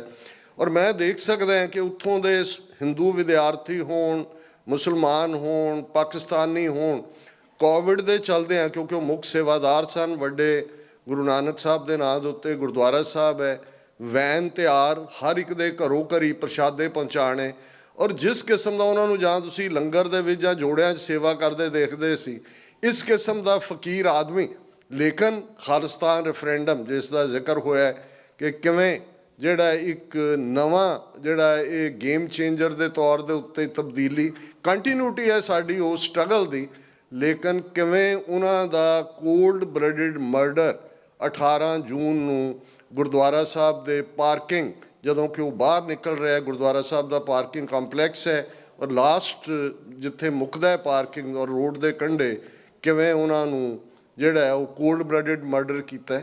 ਔਰ ਇਸ ਦਾ ਇੰਕਸ਼ਾਫ ਜਸਟਿਨ ਟਰੂਡੋ, ਕੈਨੇਡਾ ਦੇ ਪ੍ਰਾਈਮ ਮਿਨਿਸਟਰ, 18 ਸਤੰਬਰ ਨੂੰ ਕੈਨੇਡਾ ਦੀ ਪਾਰਲੀਮੈਂਟ 'ਚ ਖਲੋ ਕੇ ਕਰਦੇ ਨੇ ਕਿ ਕਿਵੇਂ ਇੰਡੀਅਨ ਏਜੰਸੀਆਂ ਦਾ ਇਹ ਕੰਮ ਹੈ। ਰਾਹ ਦਾ ਜਿਹੜਾ ਕੈਨੇਡਾ ਚੀਫ ਸੀ ਉਹਨੂੰ ਕਿਕ ਆਊਟ ਕਰ ਦਿੱਤਾ ਜਾਂਦਾ ਹੈ। ਅਮਰੀਕਾ ਦੇ ਵਿੱਚ ਵੀ ਉਹਨਾਂ ਦੇ ਚੀਫ ਨੂੰ ਕਿਕ ਆਊਟ ਕੀਤਾ ਹੋਇਆ ਹੈ, 5 ਵਾਈਜ਼ ਕੰਟਰੀਜ਼ 'ਚ ਵੀ। ਪਰ ਸੈਕੰਡ ਪਲਾਟ ਜਿਸ ਨੂੰ ਗੁਰਪਤਵੰਤ ਸਿੰਘ ਪੰਨੂ ਮਰਡਰ ਪਲਾਟ, ਇਹ ਲਫ਼ਜ਼ ਜਿਹੜੀ 15 ਸਫ਼ਿਆਂ ਦੀ ਇੰਡਾਇਕਟਮੈਂਟ ਜਸਟਿਸ ਡਿਪਾਰਟਮੈਂਟ ਨੇ ਨਿਊਯਾਰਕ ਦੇ ਕੋਰਟ 'ਚ ਦਾਖਲ ਕੀਤੀ ਹੈ, ਉਸ 'ਚ ਕਿਹਾ ਗਿਆ ਕਿ ਕਿਵੇਂ ਕੋ ਕੰਸਪੀਰੇਟਰ 1 CC1 ਜਿਹੜਾ ਜਾਂ ਅਜੀਤ ਡੋਵਾਲ ਹੋਏਗਾ ਜਾਂ ਦਿਨਕਰ ਗੁਪਤਾ ਹੋਏਗਾ ਜਾਂ ਉਸ ਵੇਲੇ ਰਾਹ ਦਾ ਚੀਫ ਗੋਇਲ ਜਿਹੜਾ 30 ਜੂਨ ਨੂੰ ਰਿਟਾਇਰ ਹੁੰਦਾ, ਅਤੇ ਨਾਲ ਗੌਰਵ ਯਾਦਵ ਪੰਜਾਬ ਦਾ DGP, ਚੰਡਾਲ ਚੌਂਕੜੀ ਚਾਰਾਂ ਦੀ, ਜਿਨ੍ਹਾਂ ਨੇ ਪਲਾਨ ਕੀਤਾ ਟਰਾਂਸਨੈਸ਼ਨਲ ਰਿਪਰੈਸ਼ਨ ਦੇ ਥੱਲੇ, ਕਿ ਉਹਨਾਂ ਨੇ ਕਿਵੇਂ ਉਹਨਾਂ ਦਾ ਜੂਨ ਦੇ ਐਂਡ ਤੱਕ ਅਮਰੀਕਾ ਕੈਨੇਡਾ 'ਚੋਂ ਜਿਹੜੇ ਦਰਜਨ 1.5 ਦਰਜਨ ਵੋਕਲ ਖਾਲਿਸਤਾਨੀ ਐਕਟਿਵਿਸਟ ਨੇ ਉਹ ਸਾਰੇ ਕਲੀਨ ਕਰ ਦੇਣ ਦੀ ਲਾਈਨ ਸੀ। ਔਰ ਉਹ ਕਹਿ ਰਿਹਾ ਨਿਖਿਲ ਗੁਪਤਾ, ਜਿਹੜਾ ਇਸ ਵੇਲੇ ਚੈੱਕ ਰਿਪਬਲਿਕ ਦੇ ਵਿੱਚ ਫਾਈਨਲ ਸਟੇਜ ਉਹਨਾਂ ਦਾ ਕਾਂਸਟੀਟਿਊਸ਼ਨਲ ਕੋਰਟ ਅਮਰੀਕਨਾਂ ਦੀ ਐਕਸਟ੍ਰੈਡੀਸ਼ਨ ਦੇ ਉੱਤੇ ਕੰਮ ਕਰ ਰਿਹਾ, ਮੰਗਿਆ ਹੋਇਆ, ਉਸ ਨੂੰ ਮੋਰ ਡੀਟੇਲ ਸਾਹਮਣੇ ਆਏਗੀ। ਪਰ ਉਹਨਾਂ ਨੂੰ ਕਹਿ ਰਿਹਾ ਕਿ ਡੋਂਟ ਵਰੀ, ਇਹ ਗੁਰਪਤਵੰਤ ਪੰਨੂ ਦਾ ਕੰਮ ਕਰੋ। ਉਹਨੇ ਕਿਹਾ ਜੀ ਜੇ ਅਸੀਂ ਦਫ਼ਤਰ 'ਚ ਹਿੱਟ ਕੀਤਾ ਅਤੇ ਬੰਦੇ ਹੋਰ ਵੀ ਬੈਠੇ ਹੋ ਸਕਦੇ, ਕਹਿੰਦਾ ਕੋਈ ਗੱਲ ਨਹੀਂ, ਮਾਰ ਦਿਓ ਜਿੰਨੇ ਮਰਦੇ ਆ, ਨੋ ਪ੍ਰੋਬਲਮ। ਔਰ ਉਹਨੇ ਕਿਹਾ ਫਿਕਰ ਨਾ ਕਰ, ਅਸੀਂ ਤੁਹਾਨੂੰ ਆਉਣ ਵਾਲੇ ਮਹੀਨਿਆਂ 'ਚ 2-3 ਟਾਰਗੇਟ ਹਰ ਮਹੀਨੇ ਦੇ ਦਿਆਂਗੇ। ਔਰ ਉਹ ਨਿਖਿਲ ਗੁਪਤਾ ਜਿਸ ਦਿਨ ਭਾਈ ਹਰਦੀਪ ਸਿੰਘ ਨਿੱਜਰ ਨੂੰ ਮਾਰਿਆ ਜਾਂਦਾ, ਉਸੇ ਸ਼ਾਮ ਦੀ ਉਹਨਾਂ ਦੀ ਡੈੱਡ ਬੋਡੀ ਦੀ ਫੋਟੋ, ਜਿੱਥੇ ਉਹਨਾਂ ਦਾ ਸਿਰ ਇੱਕ ਪਾਸੇ ਲੁਟਕਿਆ ਹੋਇਆ, ਉਹਨੂੰ ਭੇਜ ਰਿਹਾ ਕਿ ਵੀ ਇਹ ਕੰਮ ਅਸੀਂ ਕਰ ਦਿੱਤਾ ਹੈ, ਇਹ ਬਾਕੀ ਜਿਹੜਾ ਪੈਂਡਿੰਗ ਹੈ ਇਹ ਅਸੀਂ ਕਰ ਦੇਣਾ। ਤੁਸੀਂ ਦੇਖੋ ਕਿਸ ਬੇਹਯਾਈ ਦੇ ਨਾਲ। ਔਰ ਕੱਲ੍ਹ ਵੀ ਭਾਈ ਕਸ਼ਮੀਰ ਸੁਗਰਾਂ ਦੇ ਗ੍ਰਹਿ ਅਸੀਂ ਬੈਠੇ ਸੀ, ਮੈਂ ਕਿਹਾ ਅਮਰੀਕਾ ਔਰ ਸੋਵੀਅਤ ਯੂਨੀਅਨ ਇਹਨਾਂ ਦਾ ਕੋਲਡ ਵਾਰ ਈਰਾ ਦੇ ਵਿੱਚ ਇੰਨੀ ਦੁਸ਼ਮਣੀ ਰਹੀ, 70 ਤੋਂ ਜ਼ਿਆਦਾ ਮੁਲਕਾਂ 'ਚ ਜਿਹੜੀਆਂ ਨੇ ਪ੍ਰੋ ਅਮਰੀਕਾ ਜਿਹੜੇ ਗੁਰੀਲੇ ਲੜ ਰਹੇ ਸੀ, 70 ਤੋਂ ਜ਼ਿਆਦਾ ਪ੍ਰੋ ਰਸ਼ੀਆ ਕਮਿਊਨਿਸਟ ਲੜ ਰਹੇ ਸੀ। ਕਦੇ KGB ਨੇ ਵੀ ਡੇਅਰ ਨਹੀਂ ਕੀਤਾ ਕਿ ਅਮਰੀਕਾ ਦੀ ਧਰਤੀ 'ਤੇ ਕਿਸੇ ਅਮਰੀਕਨ ਸਿਟੀਜ਼ਨ ਨੂੰ ਮਾਰਨ ਦੀ ਉਹ ਪਲਾਨ ਕਰਨ। ਔਰ ਜਿਸ ਦਿਲਵਦੀ ਨਾਲ ਇੱਕ ਪਾਸੇ ਫਰੈਂਡਲੀ ਕੰਟਰੀ ਔਰ you are great democracy, we are largest democracy, ਹੁਣ ਤਾਂ ਮਦਰ ਆਫ ਡੈਮੋਕ੍ਰੇਸੀ ਆਪਣੇ ਆਪ ਨੂੰ ਇਹ RSS ਵਾਲੇ ਕਹਿਣ ਲੱਗ ਗਏ। ਇਹਨਾਂ ਹਾਲਾਤਾਂ ਦੇ ਵਿੱਚ ਅਸੀਂ ਜਿੱਥੇ ਅਮਰੀਕਨ ਸਿਸਟਮ ਦੇ ਸ਼ੁਕਰਗੁਜ਼ਾਰ ਹੈ ਕਿ ਉਹਨਾਂ ਦੀ ਮੁਸਤੈਦੀ ਨੇ, ਉਹਨਾਂ ਦੀ ਅਲਰਟਨੈਸ ਨੇ ਇੱਕ ਵੱਡਾ ਖੂਨ ਖਰਾਬਾ ਜਿਹੜਾ ਹੋਣ ਜਾ ਰਿਹਾ ਸੀ ਇਸ ਧਰਤੀ 'ਤੇ ਉਸ ਨੂੰ ਵੀ ਰੋਕਿਆ। ਉਹਨਾਂ ਨੇ ਇੰਡੀਅਨ ਸਿਸਟਮ ਨੂੰ ਉਹਨਾਂ ਨੂੰ ਬਾਈ ਦਾ ਨੈਕ ਫੜਿਆ ਹੋਇਆ। ਅਜੇ ਤੱਕ ਜਿਹੜਾ ਹੈ ਉਹ ਇਨਵੈਸਟੀਗੇਸ਼ਨ ਜਿਸ ਦਿਨ ਇਹਦੀ ਟਰਾਇਲ ਦੇ ਵਿੱਚ ਜਾਏਗਾ ਕੇਸ ਨਿਊਯਾਰਕ ਕੋਰਟ 'ਚ, ਹੋਰ ਵੀ ਫੈਕਟ ਸਾਹਮਣੇ ਆਉਣਗੇ। ਪਰ ਮੈਂ ਆਪਣੇ ਵੀਰਾਂ ਭੈਣਾਂ ਨੂੰ, ਤੁਸੀਂ ਤਾਂ ਆਲਰੇਡੀ ਬਹੁਤ ਸਾਰੇ ਐਕਟਿਵਿਸਟ ਹੋ ਔਰ ਲੇਕਿਨ ਫਿਰ ਵੀ ਕਈ ਚੀਜ਼ਾਂ ਰਿਮਾਈਂਡਰ ਹੁੰਦਾ ਕਿ ਦੁਸ਼ਮਣ ਕਿਸ ਹੱਦ ਤੱਕ ਜਾ ਚੁੱਕਾ ਹੈ। ਅਤੇ ਜੇ ਅਜੇ ਸਾਡੇ ਲਈ ਇਸ਼ੂ ਮਰਿਆਦਾ ਕੀ ਹੈ, ਖੱਬੇ ਨੂੰ ਹੈ, ਸੱਜੇ ਨੂੰ ਹੈ, ਕੜਾਹ ਪ੍ਰਸ਼ਾਦ 'ਚ ਬਟਰ ਹੋਣਾ ਚਾਹੀਦਾ ਕਿ ਦੇਸੀ ਘਿਓ ਹੋਏ, ਕਿ ਇਹਨਾਂ ਡਿਬੇਟਸ 'ਤੇ ਜਾਂ ਸੋਸ਼ਲ ਮੀਡੀਆ 'ਤੇ ਹੋਰ ਇਸ ਕਿਸਮ ਦੀਆਂ ਡਿਬੇਟਸ ਅਸੀਂ ਫਸੇ ਰਹਿਣਾ। ਤਾਂ ਫਿਰ ਇਸ ਗੱਲ ਦਾ ਧਿਆਨ ਰਹੇ। ਕਿਸੇ ਨੇ ਪੁੱਛਿਆ ਸੀ ਕਿ ਇਸਲਾਮਿਕ ਸਕਾਲਰ ਨੂੰ ਕਿ ਇੰਨੀ ਵੱਡੀ ਇਸਲਾਮਿਕ ਸਿਵਲਾਈਜੇਸ਼ਨ ਸੀ ਬਗਦਾਦ ਦੇ ਵਿੱਚ, ਜਦੋਂ ਚੰਗੇਜ਼ ਖਾਨ ਨੇ ਜਾ ਕੇ ਭੰਨਿਆ ਉਹਨਾਂ ਨੂੰ ਚੰਗੀ ਤਰ੍ਹਾਂ। ਚੰਗੇਜ਼ ਖਾਨ ਕੋਈ ਮੁਸਲਮਾਨ ਨਹੀਂ ਸੀ, ਉਹ ਤਾਂ ਕਹਿੰਦਾ ਸੀ ਮੈਂ ਇਹਨਾਂ ਨੂੰ ਸਜ਼ਾ ਦੇਣ ਆਇਆ। ਬਾਅਦ 'ਚ ਉਹਦਾ ਲੜਕਾ ਕੁਬਲੇ ਖਾਨ ਇਸਲਾਮ 'ਚ ਆਇਆ ਅਤੇ ਉਹਨੇ ਕਿਹਾ ਵੀ ਇਹ ਇੰਨੀ ਵੱਡੀ ਸਿਵਲਾਈਜੇਸ਼ਨ ਕਿਵੇਂ ਤਬਾਹ ਕਰ ਦਿੱਤੀ ਬਗਦਾਦ ਨੂੰ। ਉਹਨੇ ਕਿਹਾ ਜੀ ਗੱਲ ਇਹ ਹੈ ਵੀ ਜਦੋਂ ਚੰਗੇਜ਼ ਖਾਨ ਫੌਜ ਲੈ ਕੇ ਚੜ੍ਹਿਆ ਅਤੇ ਬਗਦਾਦ ਦੇ ਵਿੱਚ ਉਹਨਾਂ ਦੇ ਮੌਲਾਣੇ, ਉਹਨਾਂ ਦੇ ਉਲਮਾ ਇਹ ਡਿਬੇਟ ਕਰ ਰਹੇ ਸੀ ਕਿ ਤੋਤਾ ਖਾਣਾ ਜਿਹੜਾ ਉਹ ਹਲਾਲ ਹੈ ਕਿ ਹਰਾਮ ਹੈ। ਕਹਿੰਦਾ ਉਹਨਾਂ ਨੂੰ ਤੋਤੇ ਦੀ ਡਿਬੇਟ ਪਈ ਹੋਈ ਸੀ ਕਿ ਵੀ ਇਹ ਹਲਾਲ ਚਾਹੁੰਦਾ ਜਾਂ ਹਰਾਮ। ਇਹ ਹੁੰਦਾ ਹੈ ਕਿ ਜਦੋਂ ਤੁਸੀਂ ਰੀਅਲ ਇਸ਼ੂ ਤੋਂ ਭਗੌੜੇ ਹੋ ਕੇ ਆਪਣੀਆਂ ਐਨਰਜੀਜ਼ ਦੂਸਰੇ ਪਾਸੇ ਲਾ ਰਹੇ ਹੁੰਦੇ ਹੋ ਅਤੇ ਉਹ ਦੁਸ਼ਮਣ ਦੇ ਲਈ ਤੁਸੀਂ ਰਾਹ ਪੱਧਰਾ ਕਰ ਰਹੇ ਹੁੰਦੇ ਹੋ। ਅੱਜ ਜਦੋਂ ਕਿ ਅਸੀਂ ਉਸ ਮਰਹਲੇ ਦੇ ਵਿੱਚ ਦਾਖਲ ਹੋ ਚੁੱਕੇ ਹਾਂ, ਜੇ ਮੈਂ ਉਹਦਾ note of positivity closing comment ਕਰਾਂ ਕਿ ਖਾਲਿਸਤਾਨ ਬੂਹੇ 'ਤੇ ਦਸਤਕ ਦੇ ਰਹੇ। ਇਹ ਰੀਜ਼ਨ ਹੁੰਦੇ ਨੇ ਕਿ ਅਸੀਂ 39 ਸਾਲ 'ਚ ਉਸ ਕਿਸਮ ਦੀ ਪੋਜ਼ੀਟਿਵ ਪ੍ਰੈਸ, ਪੋਜ਼ੀਟਿਵ PR, ਨਾ ਸਾਡੇ ਕੋਲ ਸਾਧਨ ਸਨ, ਨਾ ਸਾਡੇ ਕੋਲ ਕੋਈ ਹਕੂਮਤ ਸੀ। ਲੇਕਿਨ ਇਹ ਉਹਨਾਂ ਦਾ ਟਰਾਂਸਨੈਸ਼ਨਲ ਰਿਪਰੈਸ਼ਨ ਦਾ ਜਿਹੜਾ ਖਤਰਨਾਕ ਹਥਿਆਰ ਸੀ, ਇਹ ਇਹਨਾਂ ਨੂੰ ਪੁੱਠਾ ਪਿਆ। ਅੱਜ ਜਿੰਨੀ ਗੱਲ ਸਿੱਖਾਂ ਦੇ ਮੁੱਦੇ ਦੀ ਇੰਟਰਨੈਸ਼ਨਲ ਮੀਡੀਆ 'ਤੇ ਹੋਈ ਹੈ, ਹੋ ਰਹੀ ਹੈ, financial Times, guardian, Washington post, New York Times, CNN, ਅੱਜ ਅਸੀਂ ਇੱਕ ਵਿਕਟਮ ਦੇ ਤੌਰ 'ਤੇ ਸਾਨੂੰ ਦੇਖਿਆ ਜਾ ਰਿਹਾ ਹੈ। ਦੁਨੀਆ ਦੇ ਵਿੱਚ ਇੱਕ ਕਿਊਰੋਸਿਟੀ ਹੈ ਕਿ ਵੀ ਇਹ ਲੋਕ ਕੌਣ ਨੇ, ਇਹਨਾਂ ਦੀਆਂ ਕੀ ਪ੍ਰੋਬਲਮਸ ਨੇ। ਅੱਜ ਉਹ ਸਾਨੂੰ ਟੈਰਰਿਸਟ ਜਾਂ ਦੂਜੇ ਕੋਈ ਲਫ਼ਜ਼ ਨਾਲ ਨਹੀਂ ਸੰਬੋਧਨ ਕਰਦੇ, ਸਿੱਖ ਸੈਪਰੇਟਿਸਟ ਕਹਿੰਦੇ ਨੇ, ਅੱਡ ਹੋਣਾ ਚਾਹੁੰਦੇ ਨੇ। ਇਹ ਹੈ ਅਮਰੀਕਨ ਏਜੰਸੀਆਂ ਦੀ ਇੱਕਦਮ ਦਿਲਚਸਪੀ ਇਸ ਕੇਸ 'ਚ ਹੋਈ। ਯੂਬਾ ਸਿਟੀ ਪਹਿਲੇ ਹਫ਼ਤੇ ਨਵੰਬਰ ਦੇ ਗੁਰੂ ਗ੍ਰੰਥ ਸਾਹਿਬ ਗੁਰਗੱਦੀ ਦਿਵਸ ਦਾ ਨਗਰ ਕੀਰਤਨ ਸੀ, ਮੈਂ ਸ਼ਮੂਲੀਅਤ ਕੀਤੀ ਅਤੇ ਕਾਲ ਆਈ ਕਿ ਵਾਸ਼ਿੰਗਟਨ DC FBI ਚਾਹੁੰਦੀ ਹੈ ਕਿ ਸਿੱਖ ਡੈਲੀਗੇਸ਼ਨ ਦੇ ਨਾਲ ਉਹ ਡੀਟੇਲ 'ਚ ਗੱਲ ਕਰਨਾ ਚਾਹੁੰਦੇ ਨੇ ਕਿ ਖਾਲਿਸਤਾਨ ਦਾ ਔਰ ਇਹ ਸਿੱਖਾਂ ਦਾ ਇਸ਼ੂ ਕੀ ਹੈ।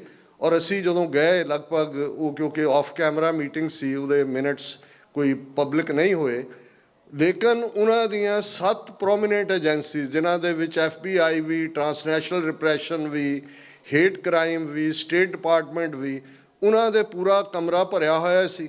ਔਰ ਉਹਦੇ 'ਚ ਉਹਨਾਂ ਨੇ, ਔਰ ਉਹਦੇ 'ਚ doctor Harpreet Singh Harvard university 'ਚ ਰਿਲੀਜਨ ਦੇ ਉਹ ਪ੍ਰੋਫੈਸਰ ਨੇ, ਉਹਨਾਂ ਨੇ 10 ਮਿੰਟ ਦੀ ਪ੍ਰੈਜੈਂਟੇਸ਼ਨ ਦਿੱਤੀ ਕਿ ਸਿੱਖ ਅੰਪਾਇਰ ਜਾਣ ਤੋਂ ਲੈ ਕੇ 1849 ਤੋਂ ਹੁਣ ਤੱਕ ਸਾਡੇ ਨਾਲ ਕੀ ਹੋਇਆ ਔਰ ਕਿਵੇਂ ਖਾਲਿਸਤਾਨ ਰੈਫਰੈਂਡਮ ਜਿਹੜਾ ਸਾਡਾ ਇੱਕ ਪੀਸਫੁਲ ਤਰੀਕੇ ਨਾਲ ਆਪਣੀ ਗੱਲ ਕਹਿਣ ਦਾ, ਉਹਨੂੰ ਰੋਕਣ ਦੇ ਲਈ ਕੀ ਹੋ ਰਿਹਾ। ਅਸੀਂ ਵੀ ਸਾਰਿਆਂ ਨੇ ਆਪੋ ਆਪਣੇ ਵਿਚਾਰ ਦਿੱਤੇ ਔਰ ਇਹ ਪਹਿਲੀ ਵਾਰ ਹੈ ਕਿ ਇਸ ਲੈਵਲ ਦੀ, ਔਰ ਇਹ ਬਰਾਬਰ ਫੋਲੋਅਪ ਮੀਟਿੰਗਸ ਵੀ ਨੇ। ਹੁਣ ਵੀ ਪਿਛਲੇ ਦਿਨਾਂ 'ਚ ਇੱਕ ਜ਼ੂਮ ਮੀਟਿੰਗ ਜਿਹਦੇ 'ਚ ਉਹਨਾਂ ਦੇ ਹਾਇਰ ਅਪ ਸੀ। ਸੋ ਇਸ ਵੇਲੇ ਇੱਕ ਪੋਜ਼ੀਟਿਵਿਟੀ ਹੈ। ਔਰ ਜੇ ਸਿੱਖ ਕੌਮ ਦੇ ਵਿੱਚ देखो दुश्मन डर का हथियार इसलिए चुकता है, ये तो वैसे चाणक्य के पुत्र ने, तो साम दाम दंड भेद ये चाणक्य के 4 हथियार ने। साम है शरण च चले जाना, लोड़ वेले गधे नूं प्यो कहना, गुरबाणी च भी असीं पढ़ते हैं थक आए प्रभ की साम, जो सिखां नाल इन्होंने किया।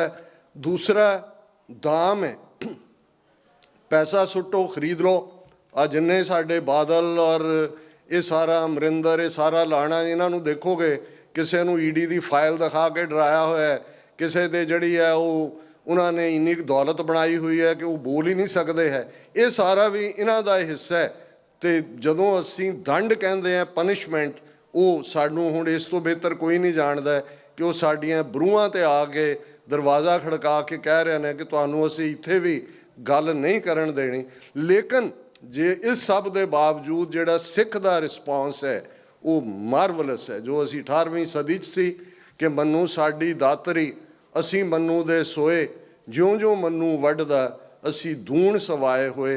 जे रेफरेंडम दियां वोटां लंडन तो शुरू हुंदियां ने, 2 साल बीत गए, पिछले हफ्ते सैन फ्रांसिस्को सी, पिछले तो पिछले संडे, और जिवें और लोकल सैक्रामेंटो दे जड़ियां पब्लिकेशंस ने, सैक्रामेंटो बी और सैक्रामेंटो स्टैंडर्ड, ओवर 100,000 सिक्स ये उन्हां दी फिगर है। और जिहड़े जिन्हां ने वो देखा कि 5.5 तो 6 घंटे की वेटिंग लाइन कि उन्होंने खालिस्तान लई वोट करना। हुण इन्हें बहुत सारे नैरेटिव भन्ने, एक तो यह है कि जी आ बाहर कुछ ने, इन्होंने अपनियां दुकानां खोलियां हुई हैं, रोटी रोजी लई मंगदे फिरदे ने, सिख तां नहीं चाहुंदे कोई भी। जे नगर कीर्तना ते फ्लोट लगते हैं, झंडे लगते हैं, नारे लगते हैं, जी संगत तो गुरु का दिन मनाउण आउंदी है, खालिस्तानी आके कब्जा कर लैंदे ने ते जिंदाबाद करवाई जाते हैं जबरदस्ती। हुण जे उत्थे 1 लाख बंदा आउंदा है, वो तो खालिस्तान लई वोटां पाउण आया, जिन्हां 5 साल के बच्चे तो लैके भावें वोट का हक 18 है। तुसी देखो सारे परिवार 90-90 साल के बजुर्ग माता पिता और मातावां के असीं खालिस्तान लई वोट करने। ये है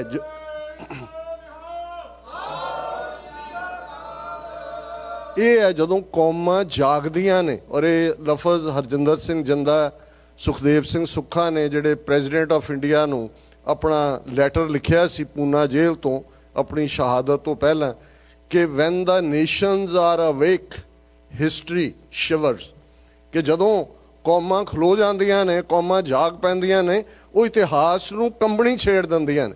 असीं पहलां भी ये करके दिखाया होया है।